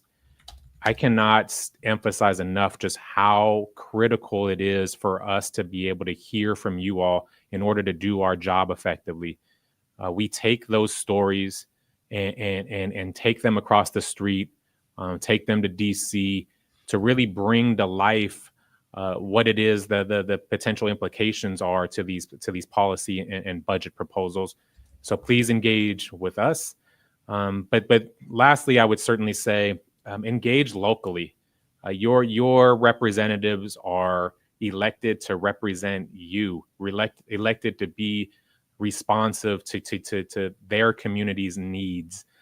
So please engage with them. Know who your state assembly member, state senator, who your congressional members are, and interact with their offices, with their staff. Just get to know them. If they have community events, pop in if you're able to. Invite them to your school campuses. Draft a short email and just send it to them if there's something that you want to communicate. It is critical that policymakers hear from their constituents on the things that are important to you and your school communities. And we can help facilitate that too. And so if you need any support with that, please lean on us. But please be on the lookout again for our communications. We are most effective in our collective advocacy if we are speaking with one voice, if we're hitting certain themes as it relates to state and federal policies. So the One Voice platform is a good place to start. So I'll plug that. Thanks, Yvonne. Appreciate your leadership. Appreciate the hard work of the team. A lot more to come, right? As we always say, we'll continue with the updates in all our different venues. So appreciate you being here today. We're going to transition a 3-minute break. Nobody leave us. I know folks are managing multiple things, but we're just crossing about the halfway point here. As we've said, we have the interview with Rob Bonta coming up. We're going to talk about our legislative action days. We have some great content here on the back half of our virtual ACSA Leadership Assembly. So stay with us. We're going to go to a short break and we'll be right back.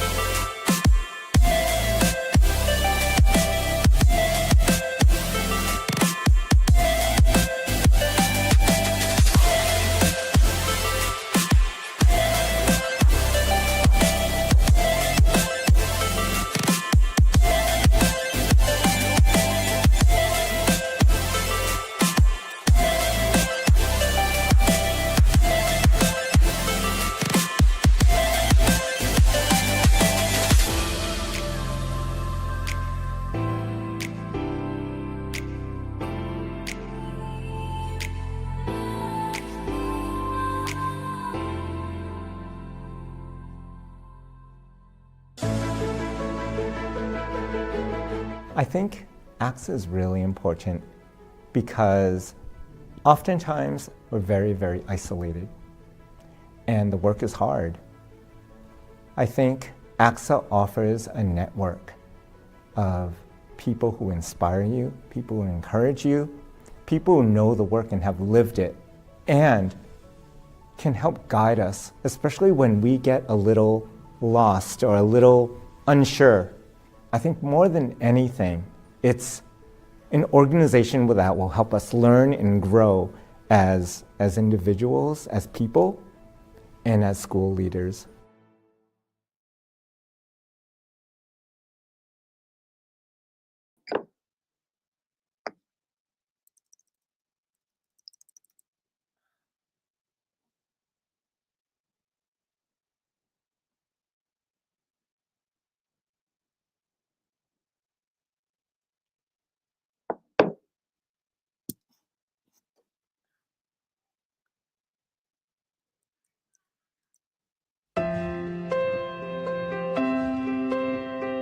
Being a part of ACSA, it's an important part because as an administrator, we are student focused. We're students first. I really have been heavily involved with the Every Student Succeeding Award, and it's really impressive at how ACSA is able to provide this opportunity for our students who have overcome barriers in their life and have been successful.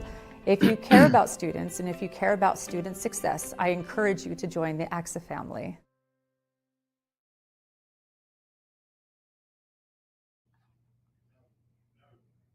All right.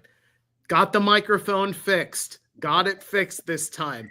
Welcome back to the 2025 ACSA Leadership Assembly, brought to you by our friends at Family Leadership Incorporated. We are going to talk about our ACSA Legislative Action Days, March 17th through 18th here in Sacramento.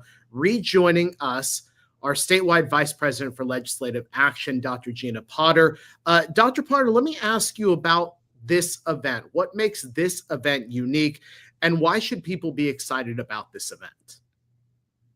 Well, hi, everyone. It's great to see you all again. And thank you, Nash. I'm absolutely incredibly honored and humbled to serve in my fourth and final year as your state vice president for legislative action and to lead our state education advocacy alongside our senior director of policy and governmental relations, Yvonne Carrillo, our talented GR team, and our awesome team of 19 region VPLAs. We've had a great run these last few years with our mighty VPLA team leading the largest delegations for our Legislative Action Days event since 1979, with a few hundred ACSA members traveling to Sacramento to advocate for California's education system. This year marks ACSA's 45th annual Legislative Action Day event, thus making ACSA the most influential voice on behalf of our 6 million students in California for almost half a century.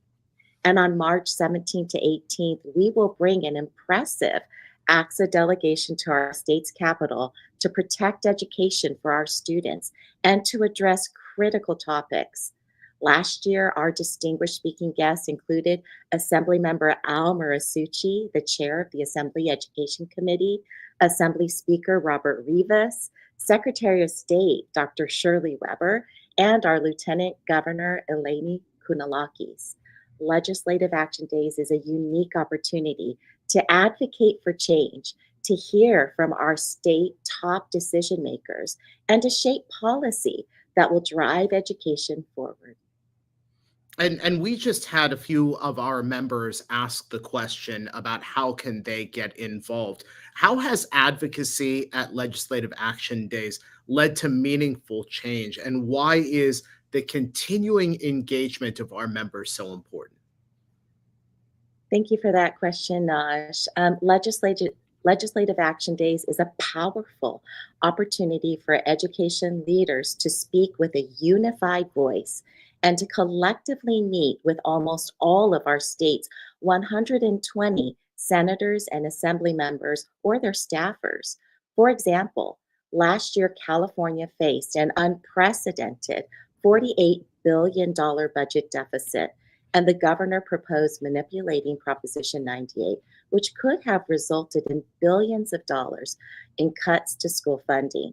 But because of our ACSA's advocacy, we protected the integrity of Proposition 98, and we ensured that schools receive the funding they are entitled to.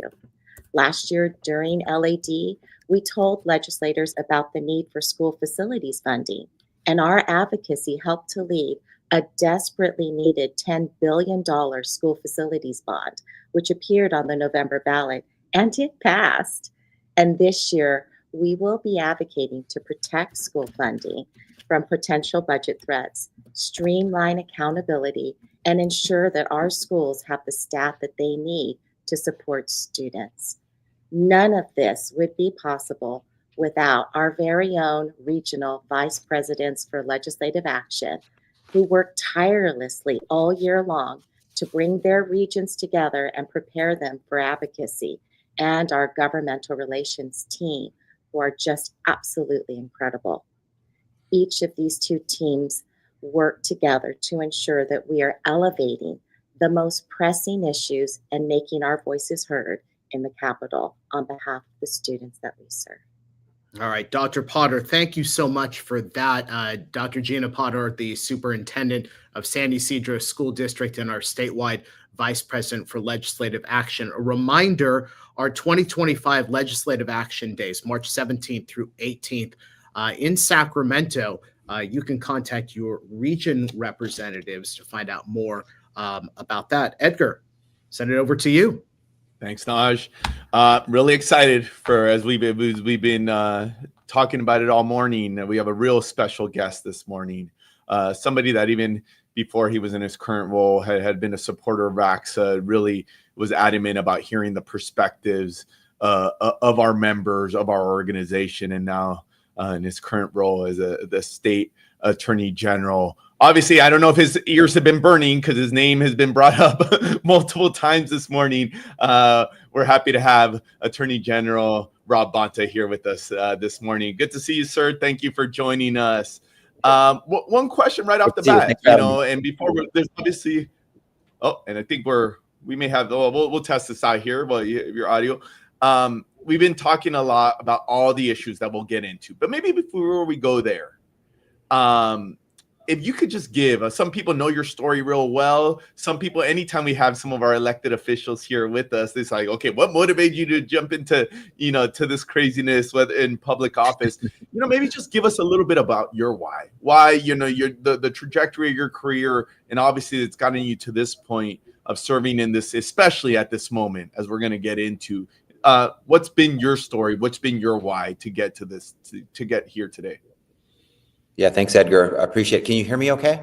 Yep, we got you. Okay, super. Well, thanks for inviting that. I come from a family of activists and advocates who looked out into the world and believed they could change it. And I saw them do it. It inspired me. I was born in another country. My mom is an immigrant from the Philippines. She grew up there, came to America for the first time when she was 28 years old. She met my father at that time, and it was they met in Berkeley in 1965. And so my dad was involved in the civil rights movement. He had a friend who invited him to come out to Selma, Alabama, and encouraged him to do so by sending him audio cassette tapes of Martin Luther King Jr.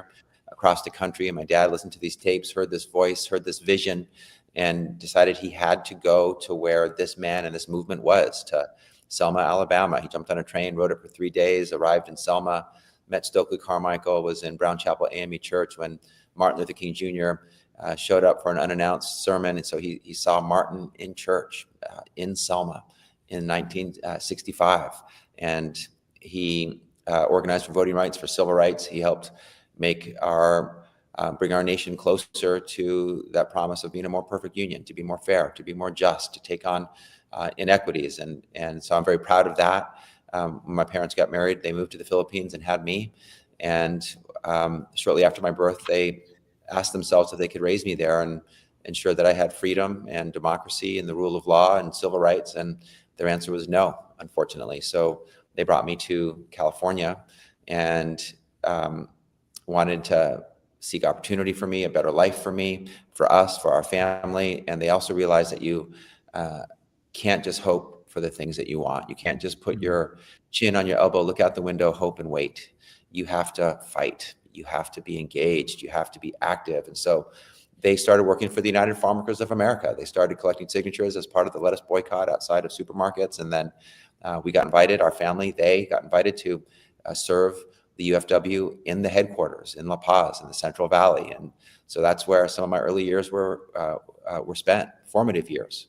My dad worked in the front office with Cesar Chavez. My mom worked in the preschool with Dolores Huerta. My dad helped set up healthcare clinics for farm workers across the nation, the people who are feeding our state, feeding our nation, who deserved more dignity, more respect, a fair contract, fair and safe working conditions. They fought for all that. And we lived in a trailer. My brother was born when we were there, and my parents got $5 a week for their service to the movement. And later I moved to Sacramento. I grew up in Sacramento, starting in first grade, went to public schools there, went to Pershing Elementary School, Winston Churchill Middle School, and Bella Vista High School. Go Broncos. And part of what I remember most from those early days and going into my teen years was going with my mom to protests and rallies and demonstrations, calling out the human rights abuses of the dictator that had taken over in the Philippines, Ferdinand Marcos, and demanding that democracy and the power of the people be restored. And I always wondered what some little boy and his mom in another country, literally an ocean away, could do to change that state of affairs in another country. And year after year, we would do this. And I realized year after year that we weren't alone, that there were more and more people joining the movement. It was building, it was getting stronger. People in America, people in the Philippines, demanding something different, demanding a democracy, until the People Power Revolution, 14 years later, ushered in democracy back to the Philippines. So that is my why, the belief that we can change the world for the better, that we have agency. We don't just have to take it and accept the unacceptable. We can change it. We can make tomorrow more fair than today if we activate, if we engage, if we commit to each other and to a better future together. I love that. Thank you, Attorney General. And thank you for, I know I dropped that question on you. Didn't even know it was coming, but just I think you sharing that opportunity. I'll echo one of our members, Carrie Adams, notes that, we need, especially at this moment, we need more opportunities to hear modern immigration stories. And I think just the power of just hearing that. So thank you for sharing that.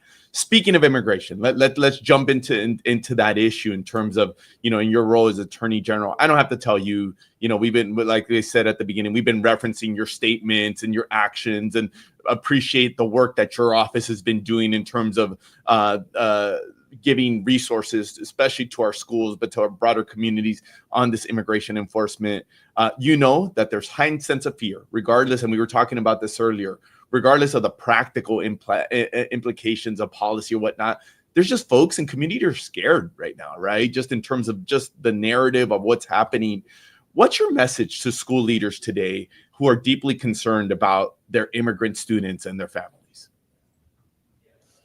I share your concern, and I want to say to our immigrant communities in California and beyond, and the education leaders and school leaders like all of you who support them and lift them up, that I see you, I value you, I will fight for you, I will defend your rights, I will defend your freedoms. I've been thinking about you for months, preparing for the possibility of this administration and all of the horrific, xenophobic, hateful, racist things that have been said about immigrants.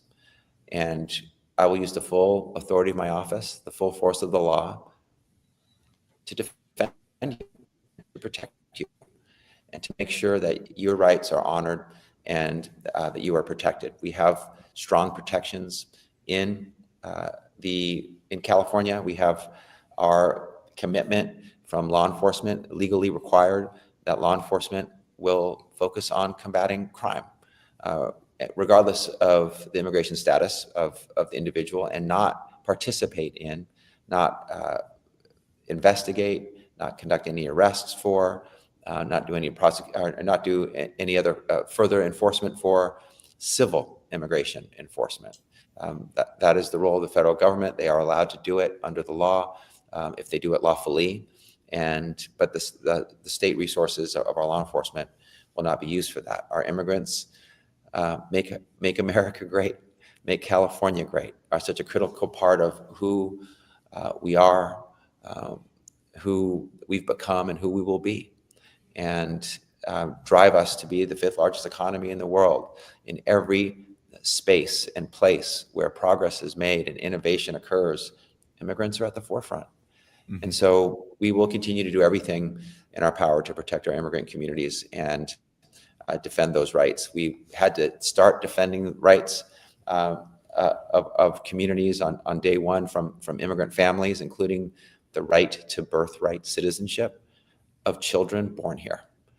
That was attacked on day one through an executive order, through a attempted stroke of the pen by Trump to outlaw birthright citizenship, a constitutional right, clear as day in the Constitution. He sought to amend the Constitution and strip away that right on day one. We took him to court, and we have halted that unconstitutional action, and we'll continue to fight for our communities, make sure that their rights are honored, and California has strong protections in place. So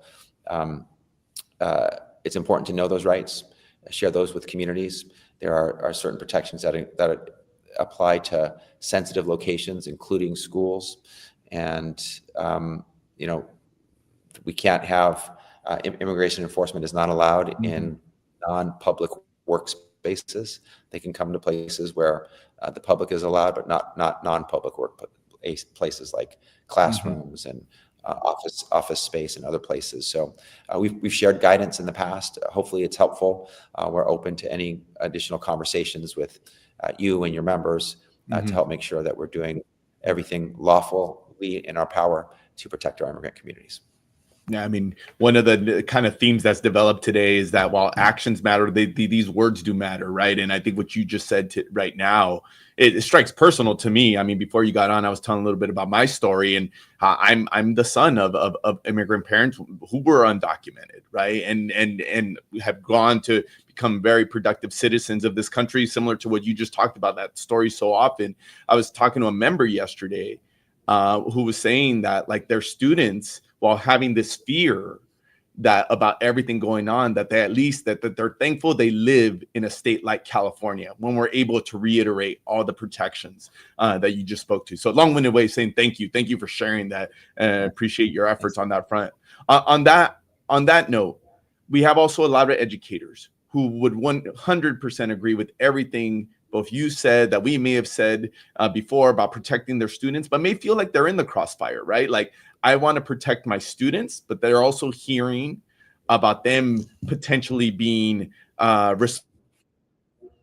responsible or liable or worried if there's conflicting state and federal law, right? So what's kind of the message from the Attorney General's office, obviously, to a lot of folks, and we're looking at it from an education standpoint, but I know a lot of our local leaders, officials are kind of caught in that conundrum where they're hearing the narrative, we want to be as protective as possible. What advice could we give them?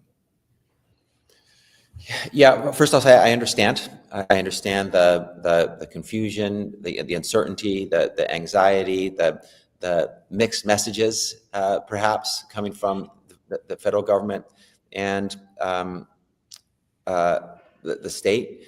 And I want to be absolutely clear that state law has very strong protections for immigrants. Those are not taken away by federal law, federal action, executive order, executive fiat that has been attempted in the past, where the federal government seeks to condition funding, for example, on the states changing their position on their policy within their state. And it's been held illegal in the past. We've challenged it.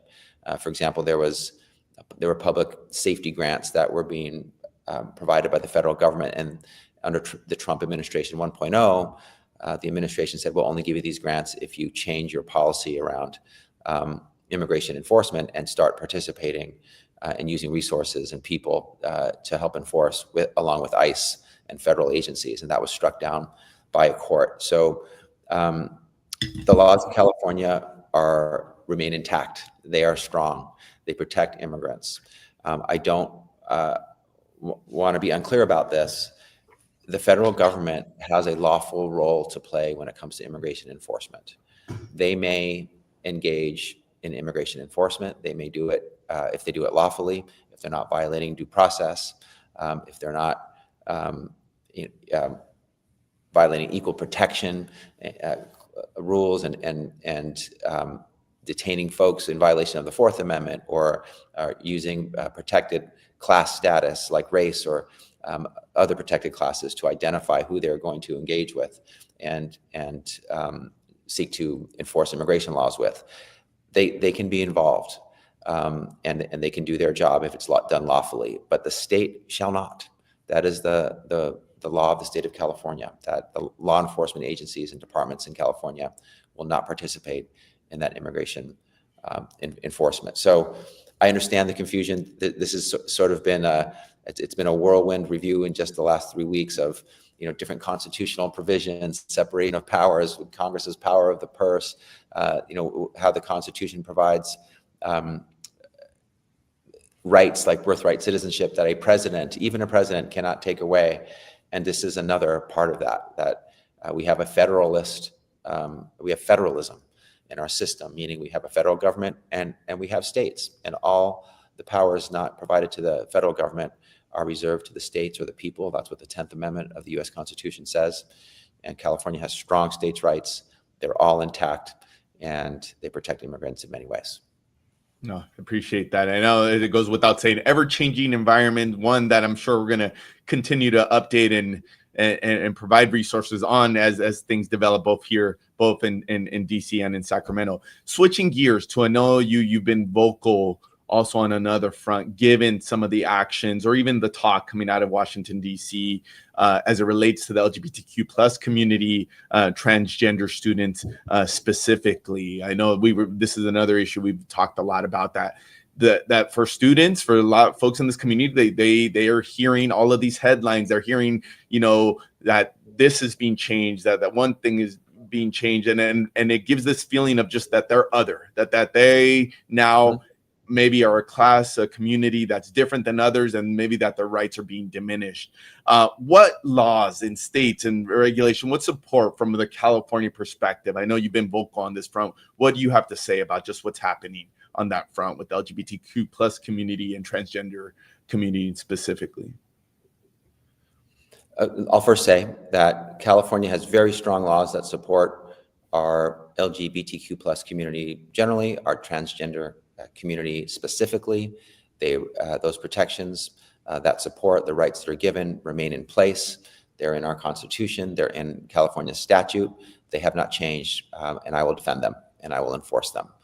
It's very unfortunate that the president is trying to wage culture wars and target and attack communities based on their gender identity.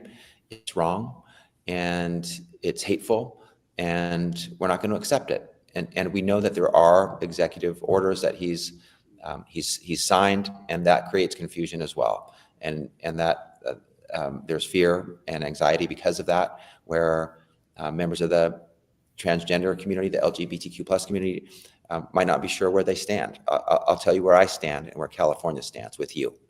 We have your back. We support you. You have rights. You have protections. We will defend you. And we're pushing back against these attacks from the federal government.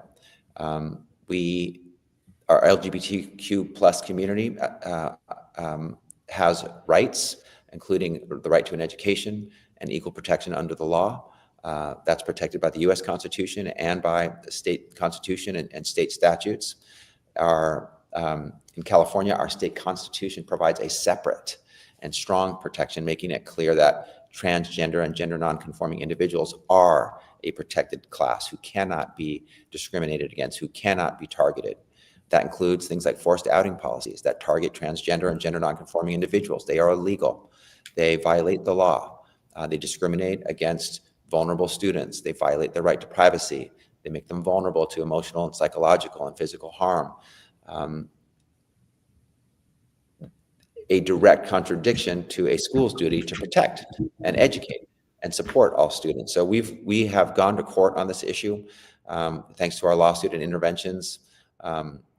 The state court blocked permanently Chino Valley Unified School District from instituting a forced outing policy at their schools. And since then, the state enacted a new law that prohibits forced outing policies in our schools. Similarly, for our curricula, California has strong laws that require that curricula, books, instructional materials reflect the diversity of our state, the roles and contributions of our diverse population.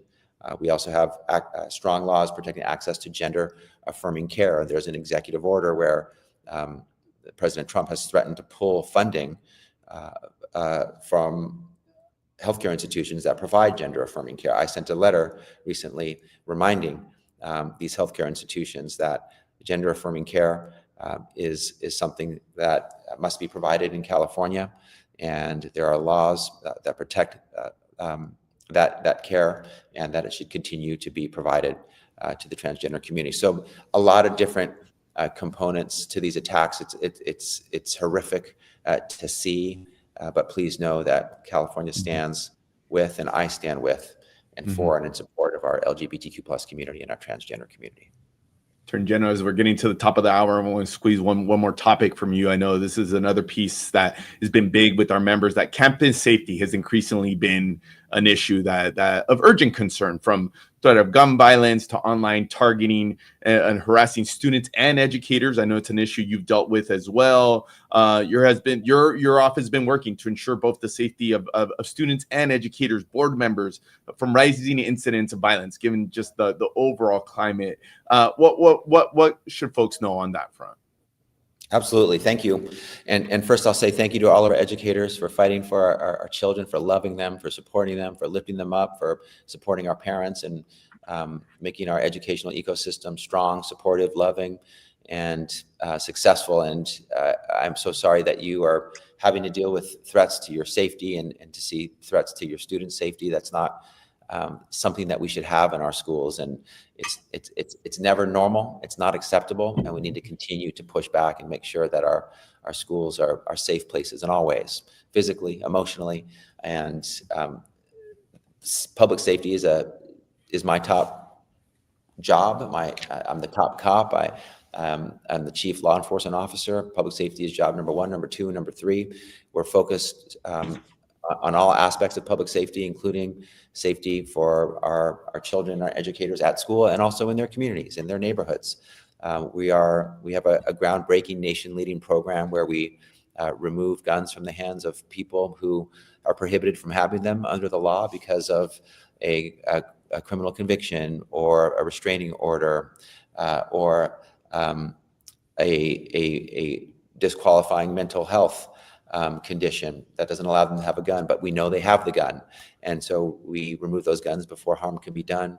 We're very supportive of robust and appropriate use of red flag laws that help identify indications on, through statements that are made or posts that are made on social media about a plan to harm others using a gun, and the restraining order can help have the gun removed before the harm can be visited on anyone else, and anyone can get hurt. We are involved in deep gun violence intervention programs, violence intervention programs that focus on folks who are involved in a large amount of gun violence, and really provide them support and different pathways to so that they end up putting their guns down.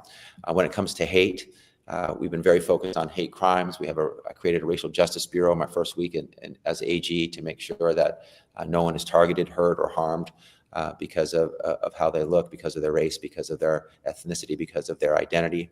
We also do work with communities, including schools and educators and leaders, with our Office of CARE, Community Awareness, Response, and Engagement, where we're on the ground meeting in circles and at tables with leaders, identifying problems, co-creating solutions together. We've also worked to help prevent hate crimes from happening. We know that hate incidents can become hate crimes, and that circles of better understanding and cross-cultural awareness can help remove the possibility of hate crimes ever manifesting.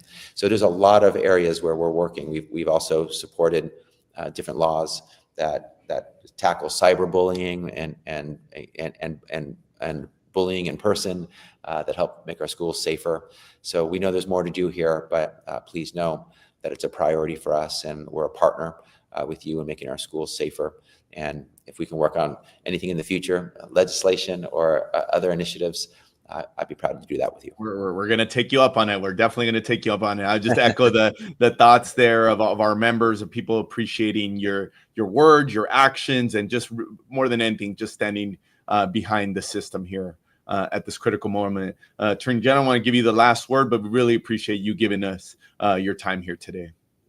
No, my honor to be with you. I just want to thank you. Thanks for all you do for our children, our parents, our schools, for our state. We are in this together. I've always promised myself I won't curse and I won't here, but we are freaking California. We are strong. We are resilient. We are on a path to progress that we will continue on. And we're not seeking any fights with the federal administration, but if the federal administration gets in the way of our progress, we're going to defend ourselves. We're going to fight back. We're going to push back. Nothing is changing with respect to who we are, our values, our future, and what we will do for our children, for our schools. So we're all in this together. I think we're at our best when we have each other's back, when we lock arms. Please know that I have your back. My arms are locked with yours, and I'm your partner. I got your back in the fights ahead. I know there'll be many, but nothing that I know that we won't be able to overcome if we fight together and team up and stay focused. Thanks for having me.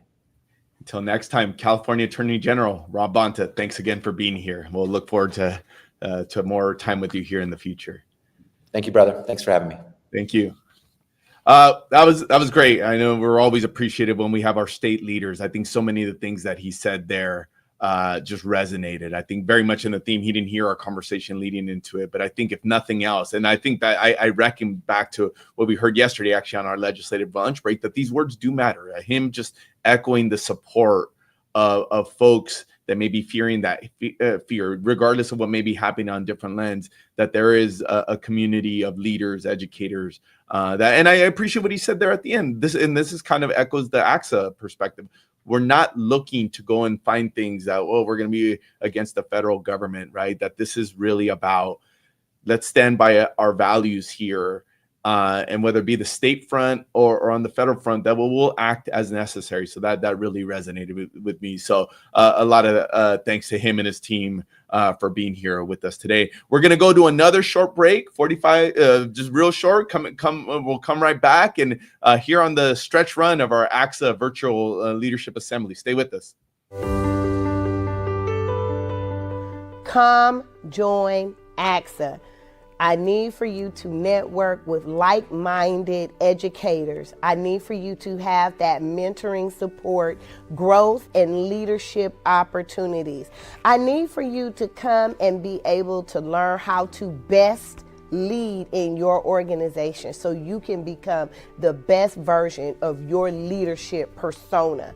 I also want you to come and get the information that is shared regarding fiscal priorities, legislative updates, as well as how California is moving in the educational sphere.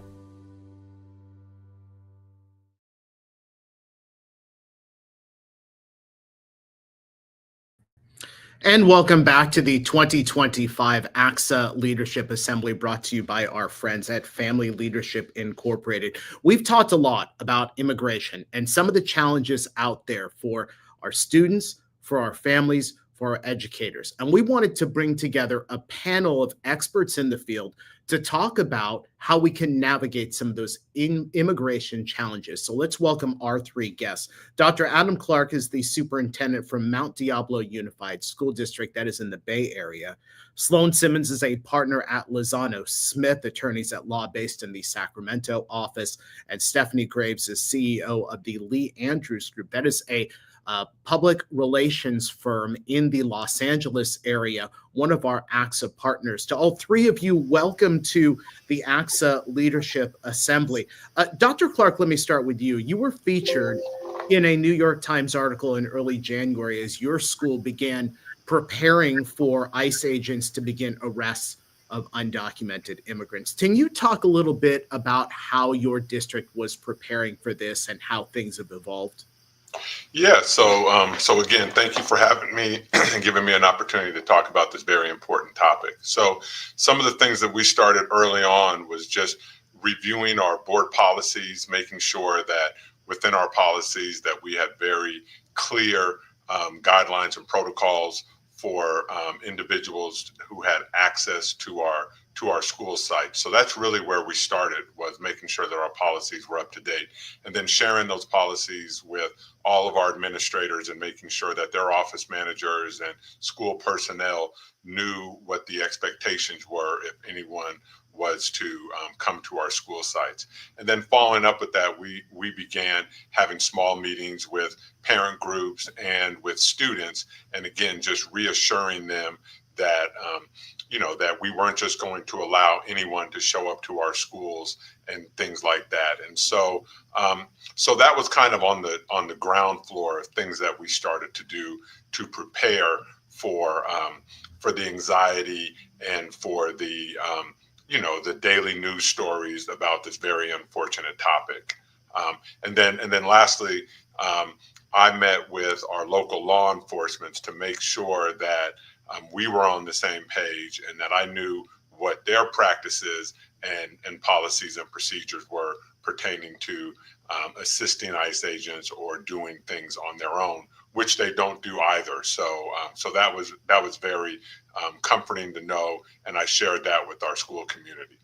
And I want to let all of our viewers know that if you have questions for Dr. Clark, for Sloan, or for Stephanie, go ahead and put those into the chat. We'll try and get to some of those a little bit later on in the panel discussion. Sloan, as we moved closer to the transfer of power in Washington, D.C. and the threat of ICE arrest, what questions were you receiving from our school districts? Yeah, thank you, Naj. Honor to be here this morning. I think in answering that, I'd put some context on this, in that obviously throughout the election cycle, the tenor on this issue allowed those in school official roles, as well as us that do legal work with schools, to start to, in large part, predict where we were going. And then if you turn back the clock even farther, 2017, 2018, we did a dry run on this. This is a more robust, I think, version of federal immigration enforcement than we saw in the initial first Trump administration. So I think leading into the inauguration in January, in some ways, we kind of knew what the playbook would be, both from a federal angle as well as what that response would be from the state, especially in light of all the work that California put into this, the last go round of Ed Code 234.7 and the Attorney General's guidance. But I also think what was at play is, between then and now, we have new superintendents, new school site leaders, new board members, all of whom this felt very new. And so part of the questions, all the questions that were being asked, the educating to kind of bring everybody back up to speed, was to remind folks that we've been through this once. We're well situated as a state and for school districts to respond to this because of the resulting model policies that came out at the time in 2017, 2018, which is 5145.13 for most districts. But the questions, I think, they all fall into under the larger umbrella, Naj, of what do we do, what can we do, what should we do?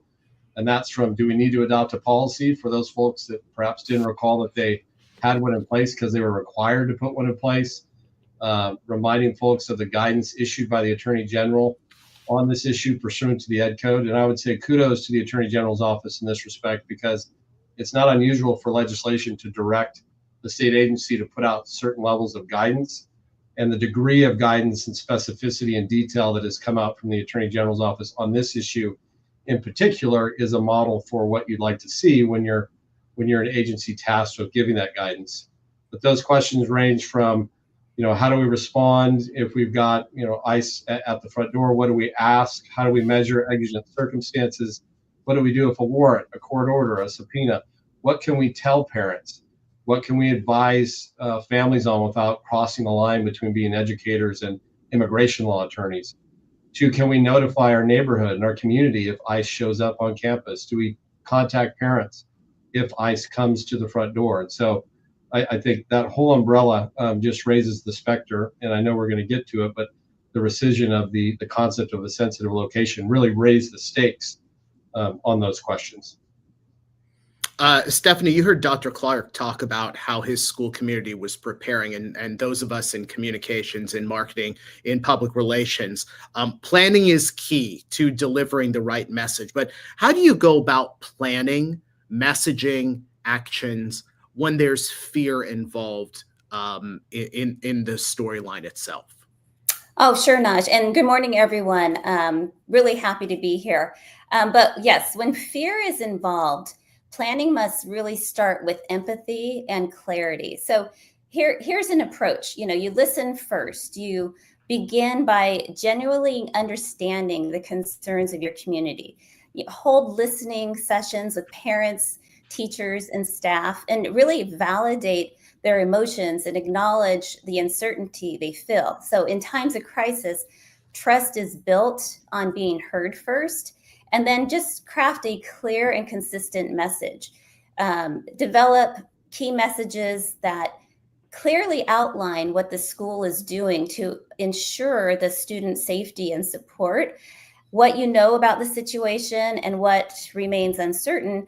And then every communication, be it in an email, a social media post, or a press conference, should echo these same reassuring facts. But always just emphasize that the school's primary focus is the well-being and education of every student, and that this commitment guides every decision regardless of external pressures. Yeah, and Stephanie, I really like that first message that you gave about trust is built on being heard first. It's so important. So let's talk about the importance of storytelling, because if you're not telling your story, then somebody else is telling your story. We have seen undocumented students and adults, the LGBTQ community, under the microscope. And now we have the threat of federal funding being pulled away, which is especially impactful for our rural communities. How should school districts, how should our community stakeholders go about identifying the stories to tell? Yeah, so in today's climate, your messaging must be principled and pragmatic. So the goal isn't to engage in politics, but really protect the integrity of your educational mission while underscoring that a commitment is to all students is a core strength of your community. So a framework is, emphasize the universal right to education, position that your schools as institutions that provide every child with the opportunity to succeed, and just make that clear. Your focus is on delivering quality education, and then highlight diversity as a strength. Showcase how the rich diversity of your student body really enhances a learning environment, and emphasize that diversity drives creativity, resilience, and prepares students for a globalized future. Sloan, let me ask you, we had the executive order rescinding the restrictions on ICE agents being able to enter these so-called sensitive areas, which include schools. What are you hearing about ICE agents entering schools and the rights of school leaders in keeping the agents off campus? Because we are hearing anecdotal stories about hundreds of students sometimes not showing up when they find out that ICE agents are at the supermarket, which is maybe a mile away from the school. What about the rights of the schools, the school leaders, the school districts? Yeah, I mean, I'd start with an initial kind of interesting nuance with this. That while there's been a ton of executive orders coming out, the way in which the sensitive locations or protected areas memorandum that had long been in existence, both an iteration going back to 2011 and then an updated version that came out at a later date. The way it's been rescinded is a statement from the DHS secretary. You can find a webpage at the DHS website that says it's been rescinded, but there hasn't been any formal document that at least we've been able to track down, and we've been searching, that kind of lays this out. And so I say that not that it has any less of effect. I think we have to go by what that statement said in terms of rescission of the sensitive locations policy that's been longstanding. But I also think part of the tactic going to the anecdote you raised about ICE agents in town, students not showing up to school, I think part of the tactic in enforcement is to instill fear by indicating that the sensitive locations policy has been rescinded, perhaps with some concept of intended forced self-deportation because of the fear being instilled there. Because the facts on the ground are that to this day, we represent districts up and down the state and are obviously measuring news sources at all times. I'm unaware, and my team's unaware at this point, if there's actually been any direct ICE engagement with school staff on a campus so far since the rescission of the sensitive locations policy was issued by statement by the DHS secretary. That doesn't mean it's not going to happen.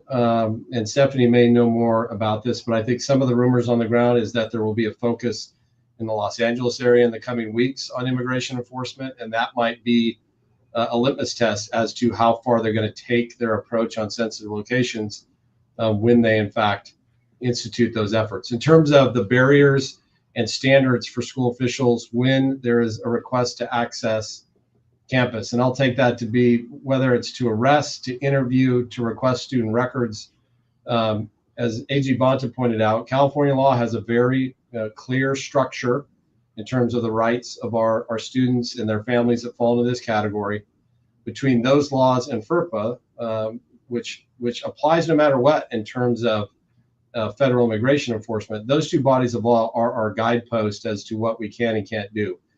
The general rule, and I would, as I said earlier, I think the AG's guidance on this, and there's multiple documents that have been put out. I would refer to the quick reference guide for officials, as well as the Know Your Educational Rights document. But I think it's a good idea for districts to remain in the lanes with that AG guidance, because it's in essence completely consistent with California law and provides school districts with some cover as to what they're doing, because they're saying, well, we are following what the Attorney General has directed and what state law is. In terms of access, exigent circumstances are always going to be one where we may have to permit access. If they can describe adequately the exigent circumstances, there's someone with a gun, for example, on campus, that's where we're probably going to clear the way. Apart from that, we're looking for federal court orders, whether it's a warrant or a court order. And even in those instances, we're going to make sure that we've documented it. Staff is free to video and make copies of what's been requested if ICE will comply with that. And then once we move away from those, we're in classic FERPA land. We're not just going to turn over student records and information based on a request from an officer. They've got to go through those processes. And that includes if it is an administrative issued warrant or subpoena. That is not per se something which the district staff or school site staff have to respond to immediately. So they should be engaging their leadership, which will likely then engage legal counsel. But those are kind of the big picture ideas. Exigent circumstances may be an exception, and the AG has given guidance to not physically obstruct access, but there is only a narrow lane in which there is an entitlement legally to access an individual or records. And short of that, we're just going to comply with California law and the Attorney General's guidance and FERPA when it comes to that. Dr. Clark, you and I have known each other for several years, not just in your current position in Mount Diablo, but also back to when you were at Vallejo Unified. Every place you've been really part of the fabric of the community. Where is your district right now with respect to the challenging times, especially because things are so fluid? You never know what's going to happen today or tomorrow because things are so fluid. So tell me about what's the tenor in your community? Yeah, so I'm fortunate to serve in an extremely diverse community, and I know that the political landscape goes on both ends in our district. And so what I try to do, instead of leaning one way or another, I really try to focus on serving all students, and we do that by constantly communicating with our communities and putting out weekly communications and highlighting what students are doing and sort of the positive stories around our district. I'm a firm believer, if you don't tell your story, someone else will. And so we tell our story, and it's always been centered on what's best for students. Now, unfortunately, over the last several weeks, there's been so many rumors, national media coming out about things. And so I have had to, more than I like to, I have had to put out notices, just again bringing us back to our core values, and just our foundational value within our LCAP is all students will receive a high quality education in a safe and welcoming environment, continued on. And so just leaning on those words and those practices have really brought comfort to many in our community, whether it's our LGBTQ community or whether our immigrant community, which we have an extremely large immigrant community, or if we have individuals in our community who want to make sure that we are following laws and an education code. I want to assure folks that we are going to do everything within the law to serve our students at the highest level. And so sometimes that leaves some people feeling uneasy and it leaves some people feeling assured. But at every point, I'm going to make sure that the school district is at the center of the community and it's seen in a positive light. And we have to be very intentional in that work. One thing I did want to hold up is we have an organization here in Contra Costa County, Stand Together Contra Costa County, and we are going to be hosting a forum for families to come and to get legal advice from immigration attorneys at no cost to the district, but we are hosting it. But really just so that we can get facts out there. So much is brought forward with rumors or social media and things like that. We really want to live in a world of facts and what's real and what is currently in our close reality. And I have found if you lead in that way, that you can connect with your communities, whether it's Vallejo, Concord, Bay Point, Walnut Creek, any of the wonderful communities that I've been fortunate enough to serve in. Stephanie, let me ask you a follow-up question based on something that Sloan said in his last response, which was we now anticipate a focus in Los Angeles and the Los Angeles area where you and your firm are located on immigration enforcement. So this is going to force public relations experts, communications managers to have to pivot very quickly, perhaps into crisis management mode. I asked you earlier about planning and how important it is, but when you have to move into crisis management mode, what is that like for a communicator, for a public relations firm? Because you have to do it so quickly. Right. No. And yes, thank you. And also I want to say, Dr. Clark, I understand why you have him on because he's doing everything correctly, what he should be doing. But so storytelling is just a very strategic tool that serves multiple audiences. So yes, it was leaked to the LA Times that there's going to be mass immigration raids later this month, but in LA. But storytelling is not solely for the press. It's equally for your students, parents, and community stakeholders, and even policymakers. So crisis, first define your audiences, have that ready. Press and external media, students and parents, community and policymakers, and then really identify your core themes and narratives, that resilience in adversity, inclusion and diversity, community support. And then these themes become the backbone of your narrative and your crisis comms, your response, your storytelling. And so then really just amplify it with your authentic voices. The most powerful stories are those told by the people who live them. So empower students, teachers, parents, community leaders to share their experiences. And then, always invest in your multi-channel storytelling platforms so that you can reach everyone effectively. Dr. Clark, I mentioned this a little bit earlier in this panel discussion that we hear some students aren't coming to school because of the fear of ICE agents. And when they aren't in school, we have consequences that come from that beyond learning loss. These students aren't getting their meals. These students aren't able to participate in sports or band or theater. These students aren't getting the engagement that they so desperately need from teachers, from their fellow students. What's your message to them as we close out about the importance of getting to school? Yeah, well, it's a very easy message because that's the message that we tell 180 days within the school year is that you have to show up. And so something that we are doing currently right now, we're watching our attendance daily, and we are seeing if there are patterns where students aren't coming to school so that we can apply some resources or some additional communications. Fortunately, at least at this time, our attendance patterns are pretty much even, and there aren't any outliers. But that's an important thing, is making sure that students are showing up. We have had a few student walkouts.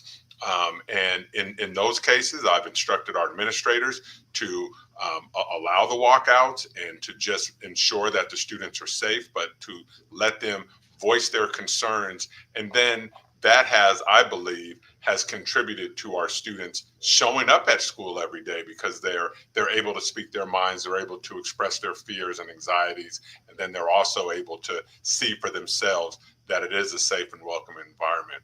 But no matter what, whether we're in these challenging times or whether we're in times in the future or in the past, students have to show up each and every day. Otherwise, all the services and resources that we have can't reach them. So we're going to continue to push for coming to school each and every day. All right. Dr. Adam Clark, Superintendent, Mount Diablo Unified School District. Sloan Simmons is a partner with Lozano Smith Attorneys of Law, and Stephanie Graves, CEO of the Lee Andrews Group in Los Angeles. Adam, Sloan, Stephanie, thanks so much for being with us today. Thank you. Folks, I do want to tell you just a little bit about our crisis public relations support with the Lee Andrews group. If you go onto our website, at ACSA.org, go to the member services and benefits section, you will learn more about the crisis support program that we have with the Lee Andrews group. You'll get an hour of free consultation with their team at the Lee Andrews group. This can be crisis support. This could be media relations. This could be just building your brand. They will help you out and give you that hour of support. And then after that, you can work with them. This is for school districts. This is for you just as a school administrator. Again, go to ACSA.org, go to our member services and benefits section for more information on that. On the other side, we're going to have a powerful conversation around mental wellness with ACSA President Rafael Plasencia and Michael Kelly, plus a presentation on mental wellness. Don't go anywhere. Educators are working harder than ever, yet math test scores have fallen by the largest margin in 30 years. 59% of math textbooks are not aligned to standards. And when there is a gap between classroom curriculum and state assessment expectations, problems arise. There's hope though. NextGenMath.com was developed to help catch students before it's too late. With real-time data and intervention, NextGenMath.com bridges the gap with unlimited standards-based and procedural fluency questions. We provide academic language, response type, rigorous questions, and unlimited questions to prepare students for success. With over 40,000 standards-based questions, unlimited procedural fluency, and real-time data. NextGenMath.com, where all students meet and exceed expectations. All right, good to be back with you again. My name is Ivan Carrillo. I'm the Senior Director of Policy and Governmental Relations here with ACSA. You heard a number of times our One Voice for Students legislative platform be referenced, and so we're gonna talk through our current iteration in some detail. Before I introduce our next guest, I just want to talk a little bit about what our One Voice for Students platform is. It is our North Star to sum things up. It is what we utilize as an ACSA governmental relations team, as well as in terms of our grassroots advocacy efforts, the directives that we utilize, and the lenses by which we view all policy and budgetary proposals. And so, without further ado, let me bring in the Superintendent of Milpitas Unified, who also serves as the chair of our Legislative Policy Committee. Our Legislative Policy Committee is tasked with leading the effort to develop our One Voice for Student platform. Cheryl Jordan, thank you so much for being here. Thank you too. It's good to be here with you, Yvonne. Let me ask you just about process, because a lot of time, effort, and intentionality goes into the One Voice platform and in its development. Can you talk about the process that was utilized by the committee and by staff to get us to this point? You bet. It is a lot of intentionality, and our process, we wanted to make sure that we were very thorough and inclusive so that we're uplifting the voices of our very diverse membership of over 17,000. And we took a lot of time. We took time over several months to make sure that we had input from all of our members through their councils as well as regions. And then our Legislative Policy Committee had the task, along with our governmental relations team support, to go through all of the feedback. And we met over several meetings in order to develop this platform, which will guide our next 2-year cycle with the state legislature. And we feel really proud and good about the work that we did because it was fueled by the voices of our members. A couple examples of how the One Voice platform is utilized. Immediately, it is turned around and informs the platform of legislative action days. And so we're going to have hundreds of school leaders, ACSA members up here in Sacramento here next month, advocating for things that are directly aligned to our One Voice platform. They'll also be utilized as the framework that we're scrutinizing and analyzing all legislative proposals and the work that the Legislative Policy Committee will be starting next month. So without further ado, Cheryl, what's in the One Voice platform? Can you walk us through it in some detail? Sure. And I think you have a slide there that you can show. So you mentioned the Legislative Action Day. I remember my first Legislative Action Day having this paper and wondering, who created this? And it's, I have to tell each and every one of our members that we created this, and that in this platform that we have, there are 2 key components. One is our guiding principles, and the other is our set of policy priority areas. The reason for the guiding principles is those serve as the foundational lens that we're going to examine, that our advocates are going to examine all policy proposals in order to support us in determining which proposal we're going to support and which needs work and which we are not. And then our policy priority areas, we really talked a lot about this because we wanted to make sure that the voices of our members were very clearly articulated through our top advocacy opportunities, and that's what the policy priority areas are about. As you look at our guiding principles for this 2-year cycle, you're going to see some of the principles are similar to they were in the last cycle, but then others have been vacated or renewed or added to. So we have our guiding principles are student success and well-being. We've heard about that. We know it's a top priority. Equity, access, and inclusion. We will be persistent in working to improve equitable outcomes for learners, and we're going to be very proud and very clear to all the world that this is important to us. We also know, because we feel it, that educator success and well-being is essential, and that we know that local control really allows us to ensure that our educational leaders are able to make decisions that are needed. And finally, we recognize that in order to get to that world-class education system that we're all striving for, we have to be able to have innovation. And so we want to make sure that we are able to continue to innovate, because as Superintendent Galvin says, all means all when we're talking about students, and we want every single student to be successful. Then there's a second slide, if you could put that up, that has our policy priority areas. And I'll just go ahead and go through those as well. So as I said earlier, our policy priority areas are really looking at those opportunities where we can move towards achieving our mission.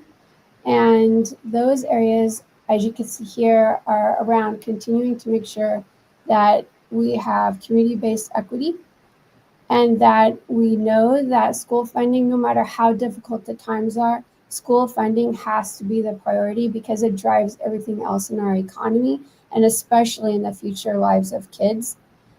And then we know, we talked about at the top of this assembly, that staff shortage is essential, and we have to make sure we're doing everything possible, and the legislator is supporting us with how we can recruit and retain staff. And we know that having to do 500 different reports is not going to aid us in any way. So we continue to advocate for streamlined accountability. And we know that students and educator wellness and well-being is essential if we are to have a system where everybody can succeed. So I just want everybody to really know that while the platform's contents are pretty broad, they are not exhaustive of all the list of issues that we can champion. And we will always champion the needs as they arise for the future of our learners and our educators. And I really want to also emphasize that our government relations team, our councils and our committees, this is our charge. This One Voice platform is our charge to make it come to life. And together, we are as powerful as one voice. So together we will continue to strive towards shaping the future for all of our learners and educators. Cheryl, thank you so much. I think this is an area of pride of us who have been able to be involved in this process. And we got to intimately witness just the amount of time and energy and thoughtfulness that you and the rest of the Legislative Policy Committee put into the development of this One Voice platform. And like you said, making sure that it reflects our diverse membership, the priorities of school communities from up and down the state. So thank you so much. I now want to bring back in President Plasencia, as this is an item that requires approval to move us through that formality. Thank you, Yvonne. The One Voice Legislative Platform is an action item that will be voted on here in tomorrow's board meeting as well. So for that purpose, can I have a motion to approve the platform? I motion we approve it. There's one right there. Can I have a second?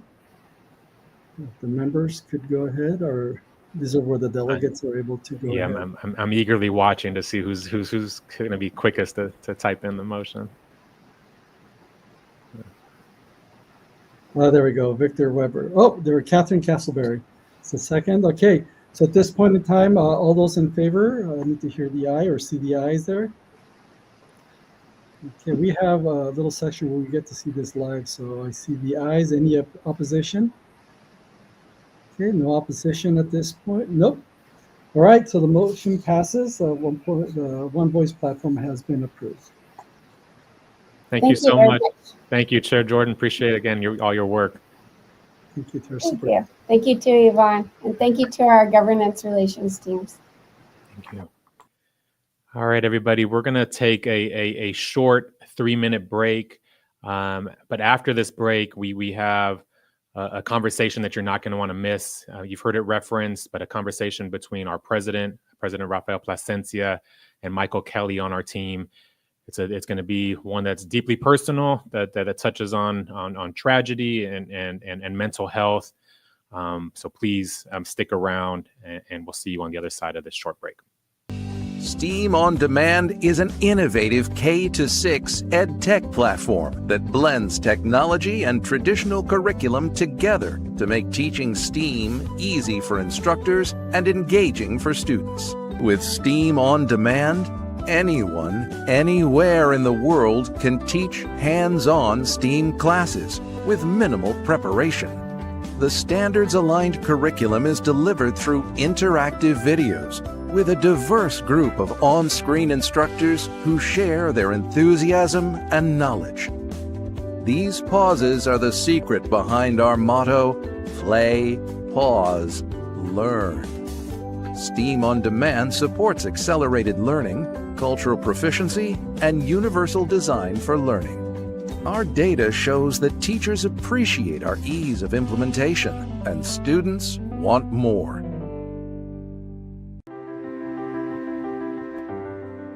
I'm Duncan Young, CEO of Effective School Solutions. It's never been more important to address the mental health of our young people than it is today. In fact, 1 in 5 young people have a diagnosed mental health condition.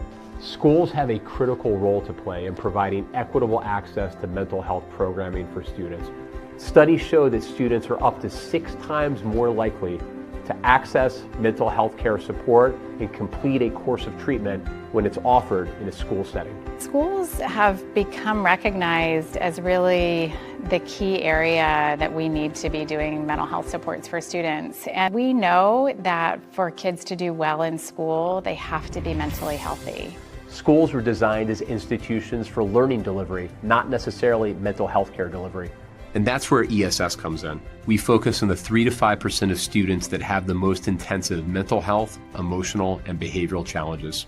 The only reason that we brought him to Franklin High School is because of the ESS program. The program turned his life completely around. It's life-changing. High-quality after-school programs are more important than ever, and Right at School does it better than anyone. I think of Right at School, I think student-centered right away. The flexible planning that we experience with them centers around the needs of our students and families. They sat down, worked with us, collaborated, and they were able to develop a plan and a program that worked well for our students, our parents, and our staff.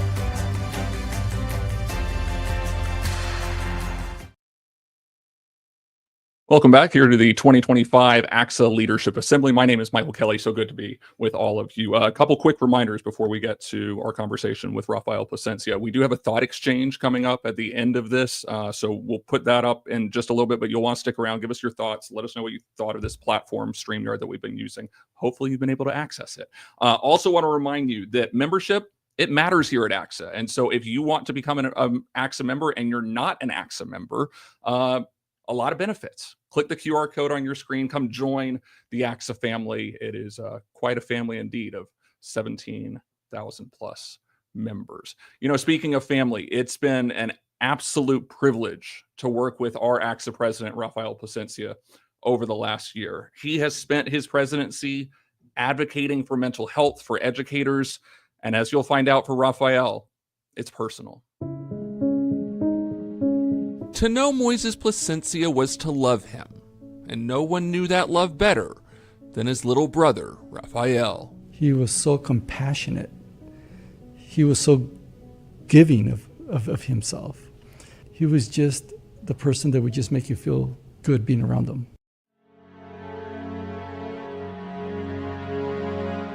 But in March of 2022, Moises, an assistant principal and ACSA member, died by suicide on his school campus. I still struggle to speak about this. There's a lot of pain that's still there. Through that pain came purpose. Over the last year, Rafael has traveled the state sharing his story of loss, while urging educators to prioritize their own mental health. It's taken me a long time to be able to talk about my brother's passing, but being around my ACSA family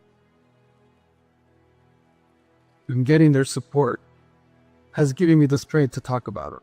And as Rafael continues his mission, he holds on to one essential truth. I think his legacy is not going to end. It's going to live on.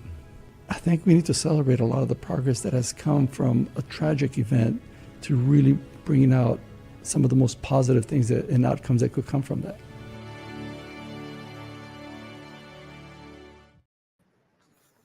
Rafael Plasencia joins me here at the ACSA 2025 Leadership Assembly. Rafael, my friend, how are you? I'm doing well. Thank you, Michael. I wonder, you and I have had so many conversations leading up to that interview in November, and you've spoken about your brother and your own mental health journey a lot more over the last year. I wonder how sharing Moises' story has helped you in your healing. Well, as you know, with tragedies like that, it's not only painful, there's a lot of struggle, and the journey is actually a long one. Very emotional, hard to talk about, but having this platform has given me the opportunity to be able to voice and share and create access. to that discussion of mental health and self-care. And at the same time, I think it has brought some level of comfort and allowed me to transition in my grieving. As we mentioned in the piece, you spent the last year traveling the state, sharing your story, advocating for mental health for educators. You've told me that some of the educators will stop you after a presentation. I wonder what those discussions, what those conversations have been like, and what you've taken away from those conversations. You know, it's been very interesting because of how well received this topic, this message has been. And to have the administrators and folks that hear the story, who hear the value of this very topic, an important topic of self-care, mental health, it is very powerful because some of the things that they've shared is that they've been struggling with similar issues with mental health, or they have stories of people who have. As far as even talking about how even some of them have had thoughts of suicide. How heartbreaking is that for somebody to be carrying that? And they say that by being out here and sharing this, it's giving them a sense of validation of what they're feeling, and that it's okay to ask for help and talk about it. Whereas before they felt that they could not mention it, share it, because it would be viewed as a weakness. And it's really heartbreaking to hear their stories of their struggle, but at the same time, relieved that they are not feeling like they have an opportunity and it's being demystified and being better received. One of the things that you and I have spoken about in the past is that we know that we're not alone in this, right? We know that this journey that all of us are on in our mental health, that there are people who are really struggling right now, Raphael. And so if somebody is watching this right now and maybe doesn't want to talk about it yet, I wonder what your message would be to that educator who might be sitting in silence right now and afraid to speak up. Well, first of all, like I said, I'm very emotional right now talking about it still. It still has not become as easy thing to discuss, but it gives me pain to think that a lot of other people are feeling this way, especially those that don't feel like they have a voice or a venue for help. I would say to them that there is help. There's a lot of love out there. You may not feel it right now, but you are surrounded by educators who love you, by practitioners who will provide the support, and there is access. And we are here for you. You're not alone. The last thing you want to do is not talk about it. It's very important to be vulnerable and to share with those that you trust. Find somebody, just talk about it. And that'll give you strength to be able to then get help and then go through the process for healing. Because this is something that has been a stigma that is very difficult, and know that we understand that. And I can only imagine the pain that they're going through, but that there is an opportunity and there is a venue for support, and you will get help and you will feel better. And we love you. There are a lot of people who love you, a lot of people who care about you. We have friends that love you.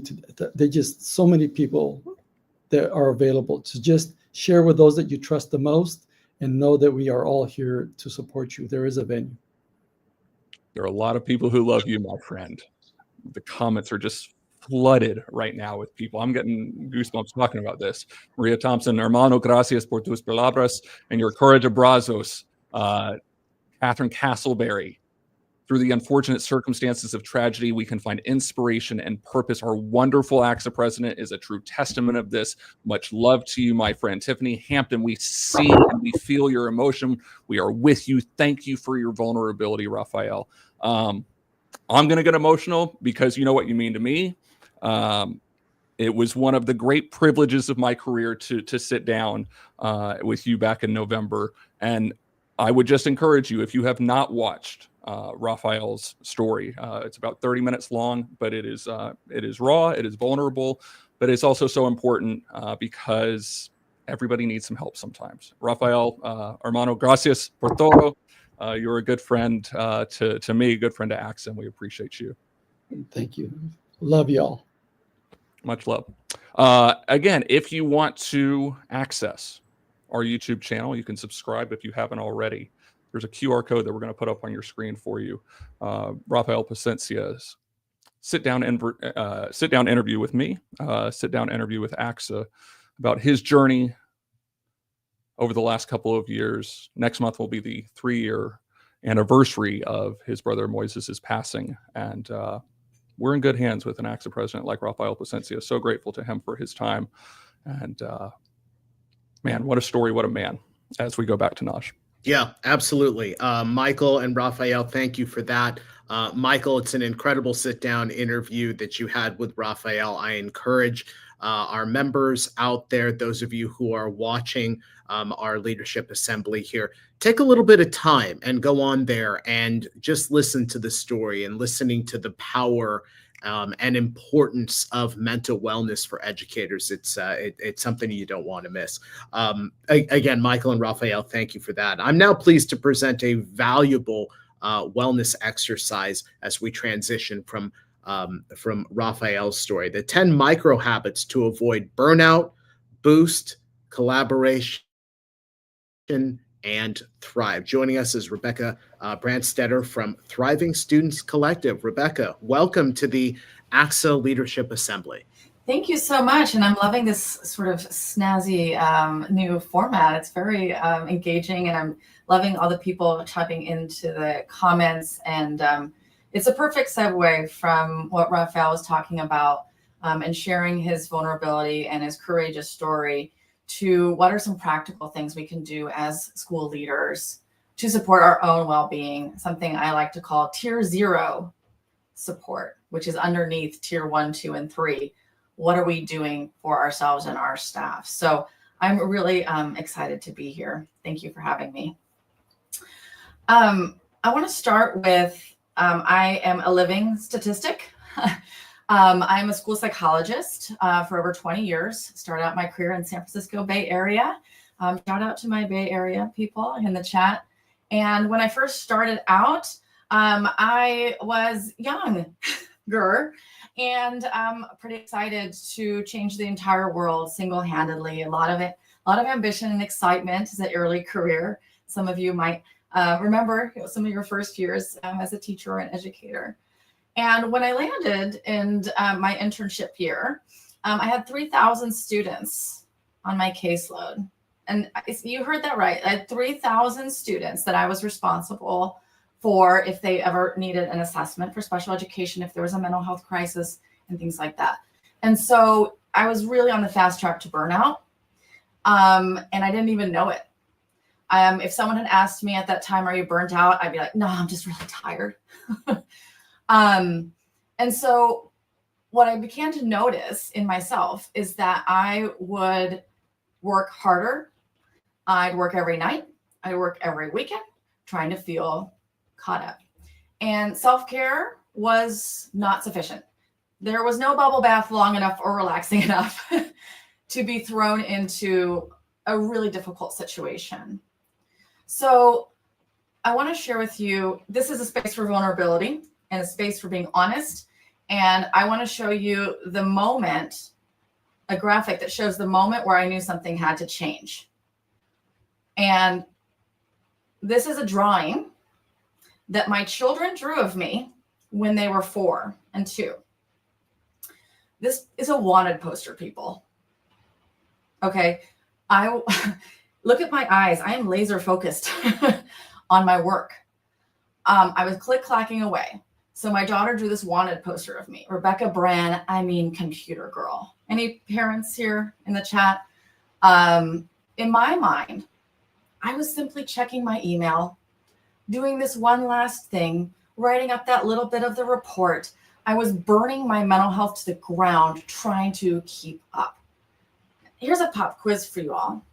Do you know what the average school psychologist caseload is? One school psychologist for how many students? Type into the chat if you have a guess.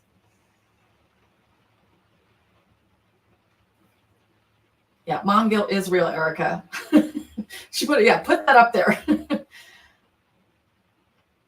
No one have a guess? All right. Okay, the prize goes to Peter. Peter nailed it. It's 1,000. The national average is 1,200. In some areas, rural areas, under-resourced areas, it can be up to 3,000. So let's think about this. We know that we have rising mental health and special education needs, right? The pandemic really exacerbated a challenge that already existed. And so with kids' mental needs being up, mental health needs, well, and everyone's bandwidth is kind of down, right?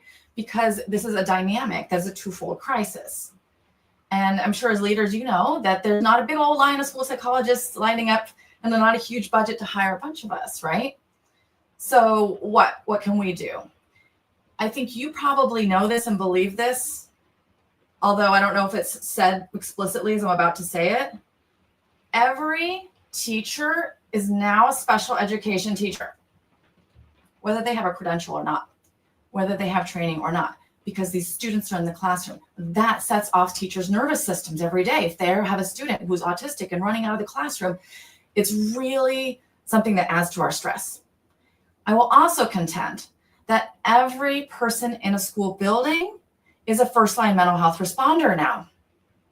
And we know how important it is to do psychological triage.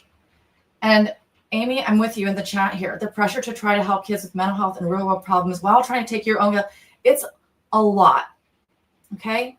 It's a lot. So I want to share with you a commercial for your own wellness. Now, as a school psychologist all day long, I give out amazing advice. Take care of yourself. Make sure you're tending to yourself. Be kind to yourself. And I work with principals and teachers and leaders, and I'm giving that message all the time. But here is my favorite graphic of all time. Don't tell the other graphics, okay? But this is my favorite, and here's why. There is a theory from Barbara Fredrickson called the broaden and build theory. Okay, broaden and build theory. Each one of these dots is a research study about what correlates with happiness, with positive emotions. Positive psychology is really in its heyday right now. We used to only think about what's wrong. Now we're doing a lot of research as psychologists on what's strong, what helps us as adults, what helps students.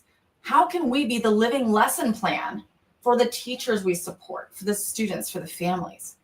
So if you're ever like, wow, self-care, ain't nobody got time for that, this is the research back that you know that self-care is not selfish. It is not selfish to be centered in yourself.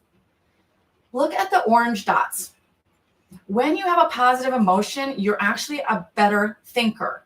It broadens your cognitive skills.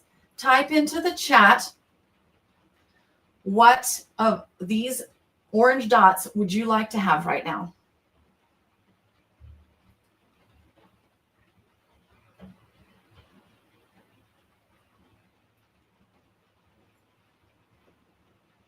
Which one of these would be like, that'd be really handy to have as a school leader?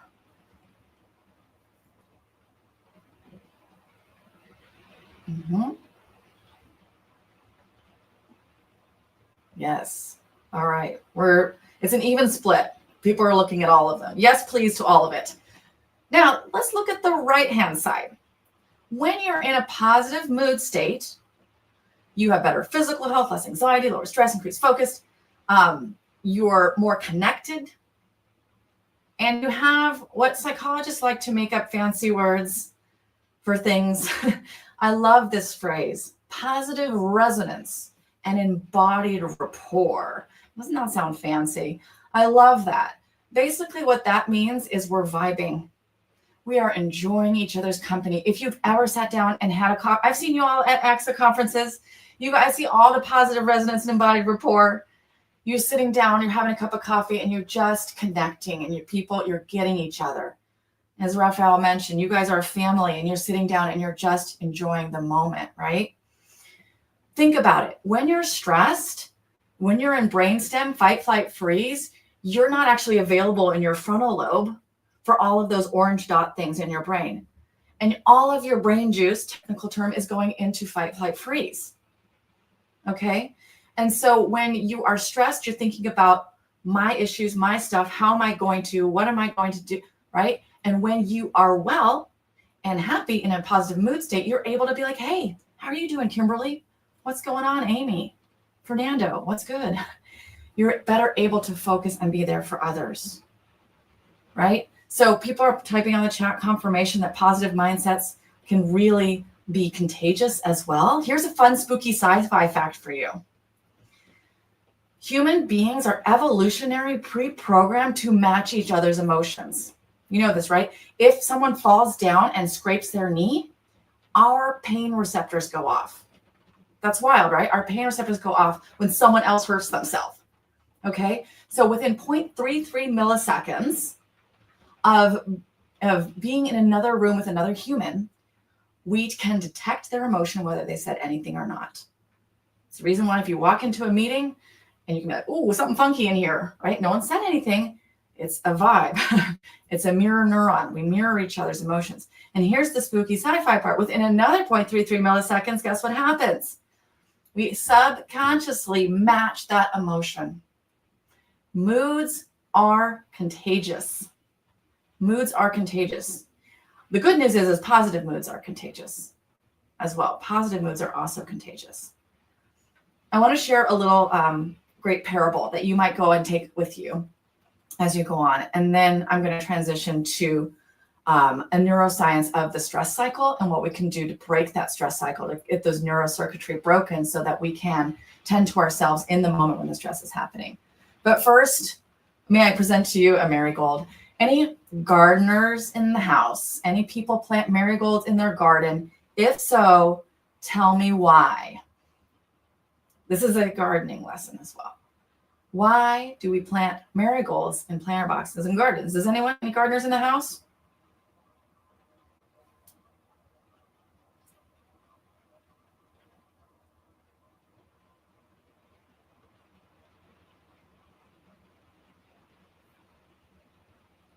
Yes, Lee, nailed it. So marigolds are protective plants. They're called companion plants. They have these properties that actually nurture the soil. Yes, the pest control, they ward off bad pests. They ward off, they kind of nurture the soil, and everything around it thrives. Okay. Conversely, if anyone is a gardener, knows that if you plant anything near a walnut tree, walnuts drop, the walnuts drop in a garden are actually toxic to plants and kill anything in its path. Think about the energies in your schools, in your communities. When you have marigold energy, your evolutionary pre-program to match it, we do have folks who have walnut energy. And it's not that they're a bad person, it's just they're having a hard time. They're not giving you a hard time. A teacher's who's disgruntled, a parent who's upset, they're stressed. And that stress is contagious. Here is the good news. Take a guess in the chat. How many marigolds do you need in your life? People who you go to that they're warm, they're nurturing, you can trust them, you feel vulnerable around them, you feel safe around them, you can talk to them.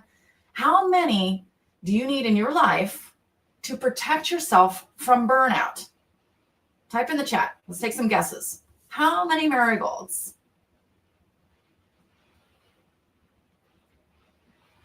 Okay.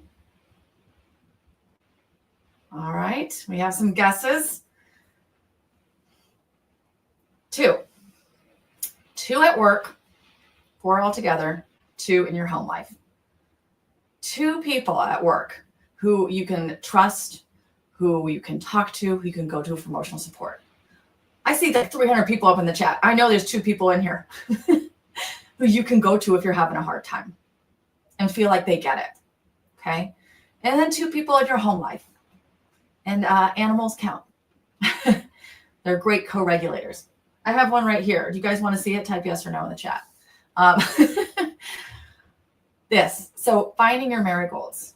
This is key. So the next thing I want to share with you is the research on the stress cycle. Okay. Oh, wait, you guys want to see the animal? It's fine. It's fine. We can do that. This is going to help you with oxytocin. This is Gryffindor. He's a not very helpful coworker, except for if I need to co-regulate. If I need a little cuddle, he's there for me. So it's a commercial for everyone to go out and buy an animal. I want to talk about the stress cycle.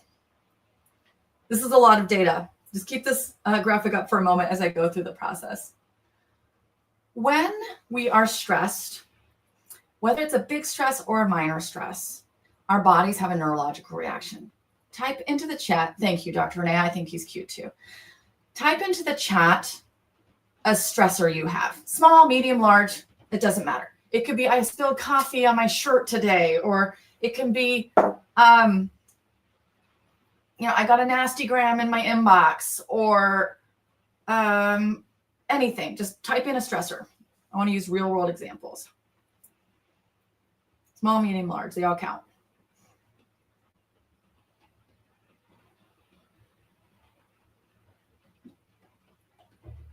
Yes. Emails for days, board members, political climate, my pet peed in the house. Gryffindor would never. Just the volume of stuff, right? Board, right, okay. Short-staffed, you guys know it. All right, so each day you have these stressors, these micro stressors. It happens, and let's just call it, let's pick one out of the group. I'll just, let's go with emails for days. Okay. This is Jared, your 16-year-old got her license. That's a stressor, right? So you have these stressors, and then your body has a neurological reaction to fight, flight, freeze when you're stressed. If it's something little that just feels like normal part of being a school leader, emails, managing adults, the news stuff, we don't always go and activate our stress response system because they're micro stressors, right? They just happen every day, and they just kind of these like low level things. However, if we don't complete the stress cycle with an activity, then you actually end up holding on to it, even if it's just a little thing like your pet peed in the house. Okay. When you hold on to it, the body keeps the score. Neck pain, back pain, carpal tunnel, trouble sleeping, all of these physiological things in our brain contribute to chronic stress. So instead of just going round and round with, here's the stressor, it happens, I got a parent email, and then my body feels it, and then I go on with my day, and then I get another email, and then I get more bad news, and then I get, an executive order, and I don't know what to do with that. And if you don't release that every single day, it builds up. You might already know this. So what do you do about it? I'm going to give you 2 things that you can walk away with today. 2 things. I'll start with sort of the quote unquote easy one, and then I'll move to one that is lesser known, but actually the most powerful.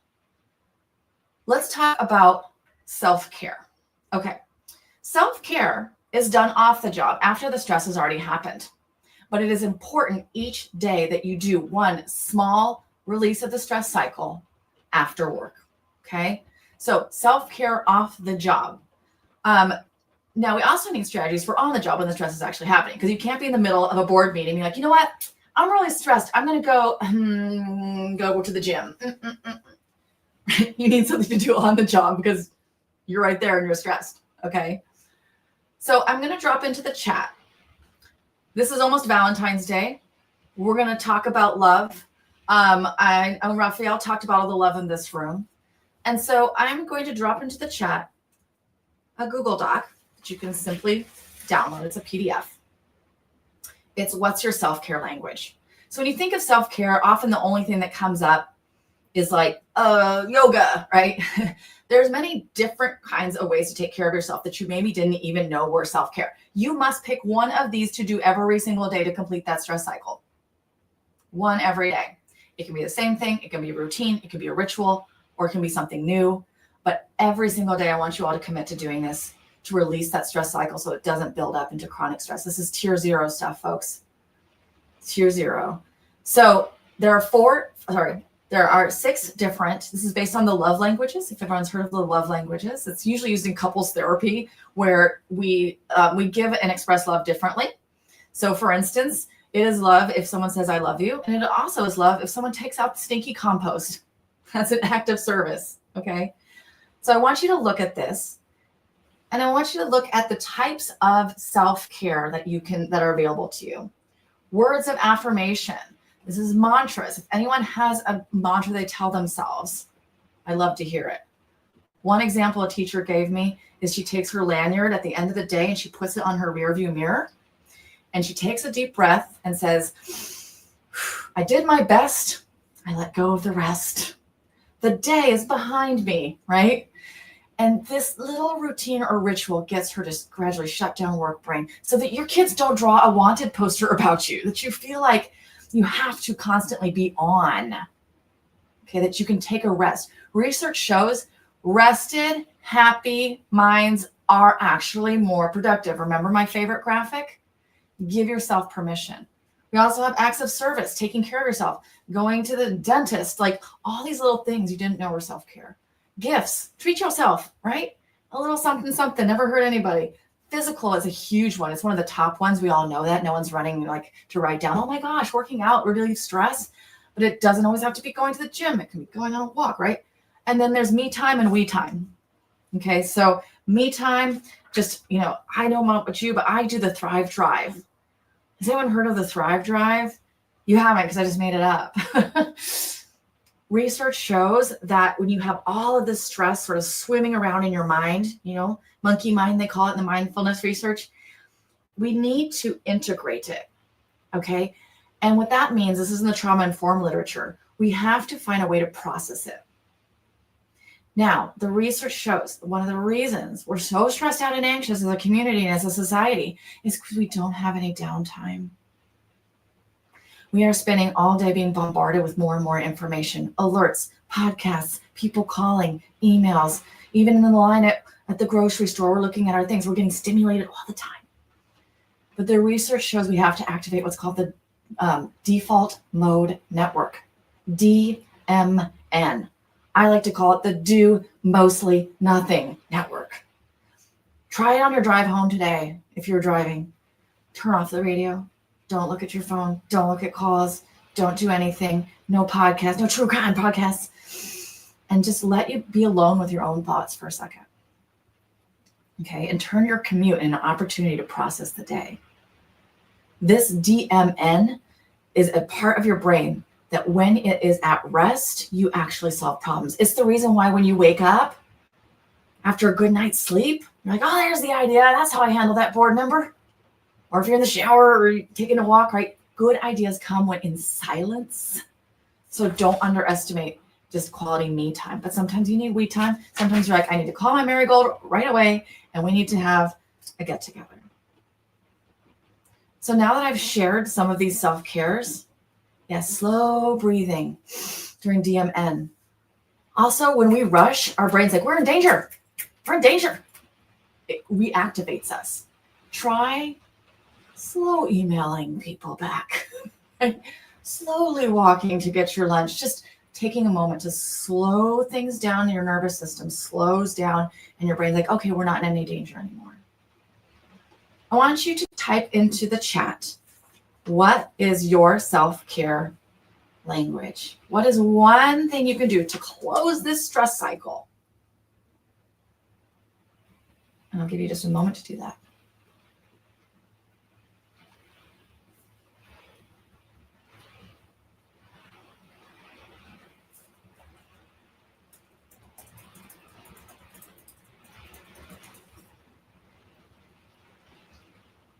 All right.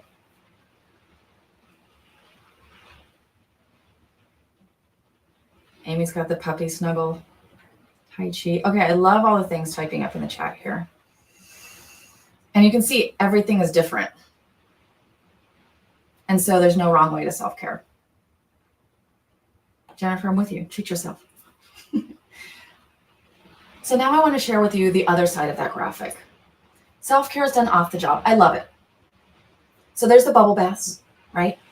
But if you are in that bubble bath beating yourself up for saying something wrong or not doing something right or forgetting to email someone back, then the self-care is not going to work as well. So I want to teach you the second thing before I go about self-compassion. If I could see the graphic again. Walk into a TK classroom, yes. Self-compassion. Has anyone heard of Kristen Neff? She's a researcher around self-compassion. So the release can be self-care, off the job, great. That QR code will get you this download and others to support yourself and your staff. Self-compassion is done on the job when the stress is actually happening. That's what makes it so powerful. There's 3 steps. The first step, actually, before I go into the steps, self-compassion has been linked to less anxiety, less stress, better immunity, more gray matter in the brain for problem solving and thinking. All of those things on that polka dotted slide, self-compassion is related to. Fun fact, self-compassion is also related to doing more self-care. People who are self-compassionate make more time for self-care. Okay, so if you're like, oh, I don't have time to go to the gym, when you show self-compassion, you're able to do that. Here's the 3 steps. You guys can do it. You can do it with me right now. Think of the stressor that you talked about earlier. Okay, board members, endless emails, adults acting like children was one of them. As a school psychologist, I thought like my hardest part of my job would be like working with difficult kids. No. And it's the difficult adults, right? So we need strategies for protecting our marigold energy and also strategies putting on our psychological hazmat suit for walnut energies. Some teachers' loungers, I'm like, oh, they're serving walnut pie in here. I need to take a step back and eat with my marigolds. So engage with them when I'm feeling more marigoldy. All right, so think about the stressor. Okay, you got it in your mind? Number 1, mindful self-awareness. Name it to tame it. We know from the research on kids regulation, adult regulation, when you name your feeling, your amygdala actually has less firing. The amygdala, the fire alarm of your brain. So when your fire alarm's going off, I'm a board meeting, you're like, I'm overwhelmed. I'm stressed. I'm annoyed. That actually tames your amygdala. Okay, so number 1, mindful self-awareness, and we don't judge it.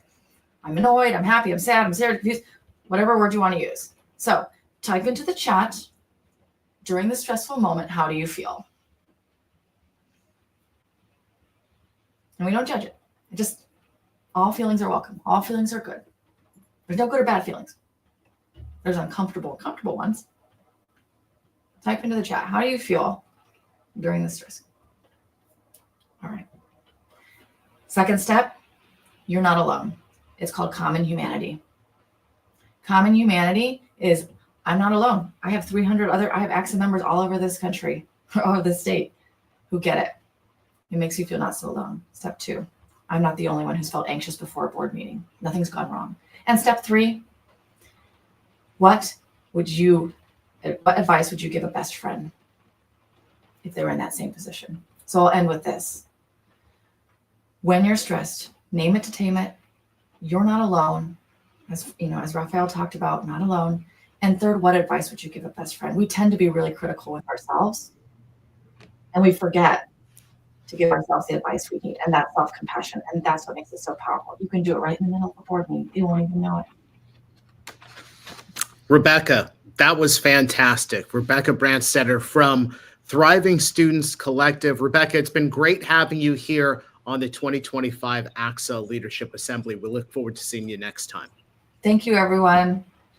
And folks, when we come back, we'll bring Edgar back on to wrap up our event. You've been watching the 2025 ACSA Leadership Assembly. Stay with us.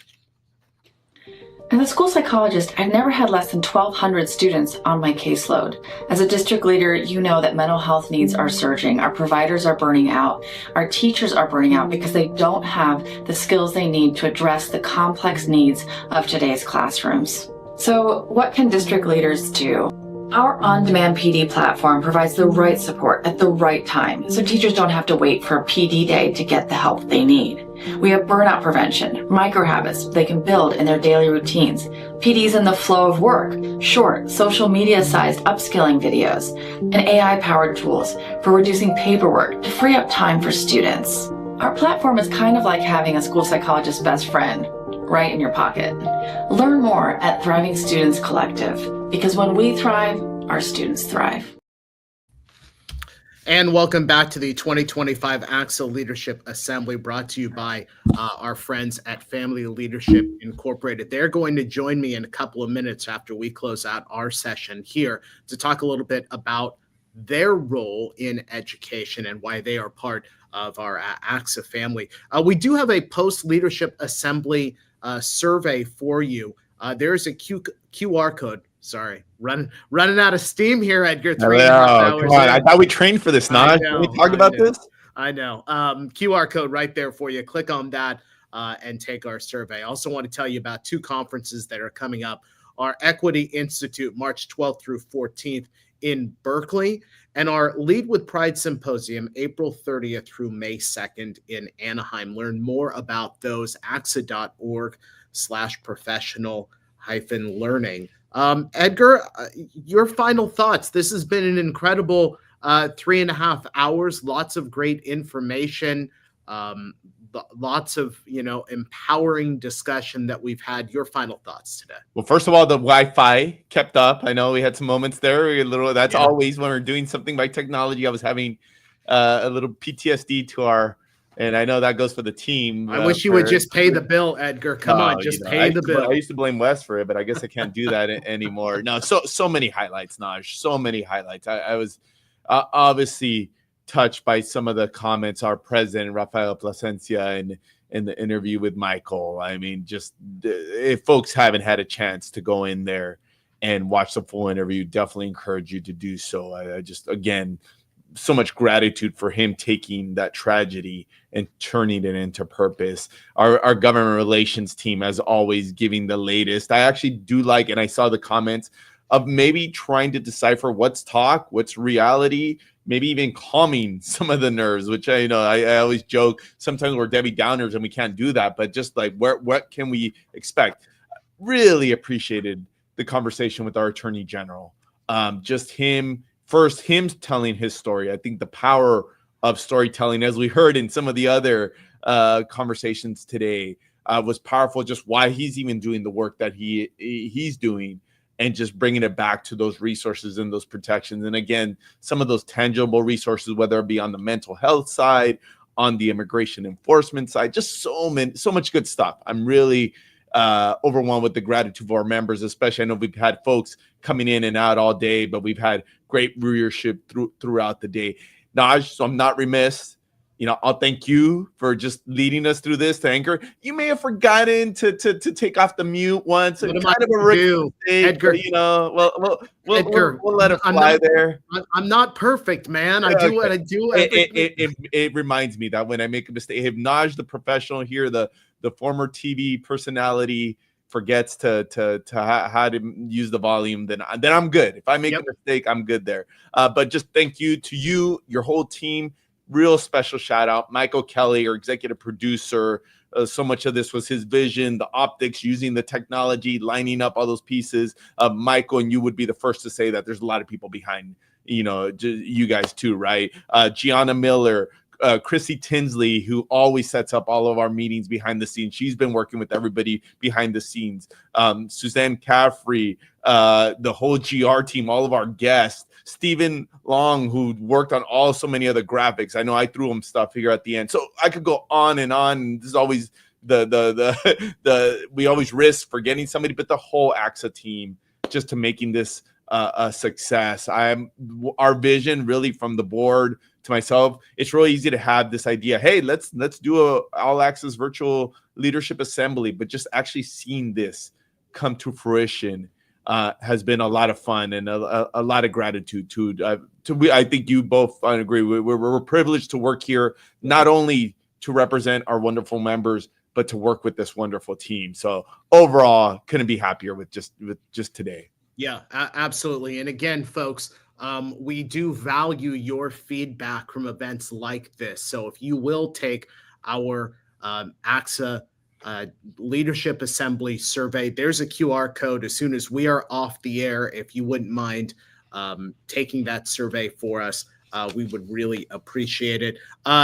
Folks, Please stay on with us. Our title sponsor for this event, Family Leadership Incorporated, they are going to join us, and Edgar and I are going to be back with you on the ACSA Legislative Lunch Break, Wednesdays, 1 p.m. here on. You're not giving me a week off after all this, after these 3 hours? Listen, Hey, go more? Hey, listen, just be in your seat, all right? Who knows? Just be there at 1 on Wednesday. Fair enough. Fair enough. And if we flip on the camera, then you know we're going to be on.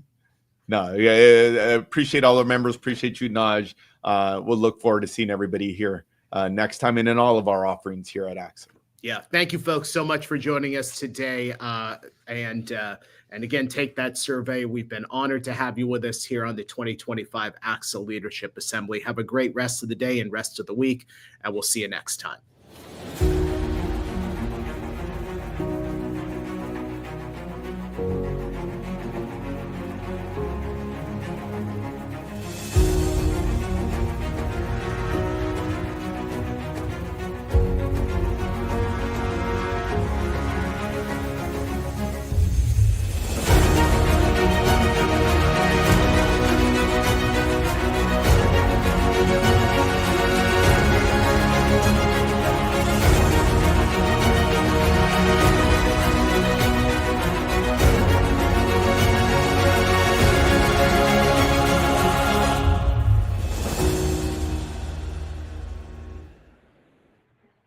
And we welcome to our show Alejandro Vidal from Family Leadership Incorporated, the title sponsor for our 2025 ACSA Leadership Assembly. Alejandro, my team behind the scenes said, as soon as you see him pop up on camera, you're going to know exactly who it was. The moment I saw you, I'm like, this is the guy that I see at our conferences. So Alejandro, welcome. Tell us a little bit about Family Leadership Incorporated. Fantastic. Well, first of all, great to see you again, brother. Magnificent job from what I've been able to observe. Family leadership, we have become experts in the space of family engagement over the last 25 years of doing this work in California and across the nation. And our goal, our heart is to really impact generations, to really help families understand their roles in the school system, that they are experts with their kids, but they have a part to play. And when parents play the part that they are called to do, the schools benefit and ultimately the kids benefit, and we get to see a lot of changes in the space of academic success and overall life change and communities starting to thrive. So that is our heart and our mission here at Nonprofit Family Leadership. You know, considering the climate of uncertainty that we find ourselves in right now, being connected to the needs of students and families is imperative. How can family engagement help educators meet those needs? Well, first, you have to acknowledge that in the past, the approach to family engagement has been more transactional than transformational, right?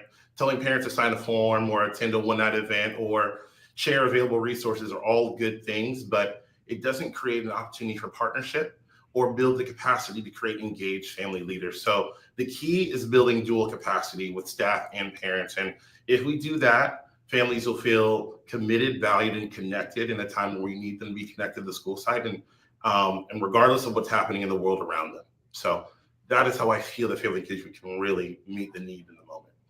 And let me ask you about dual capacity building, because it's a term that goes with many applications.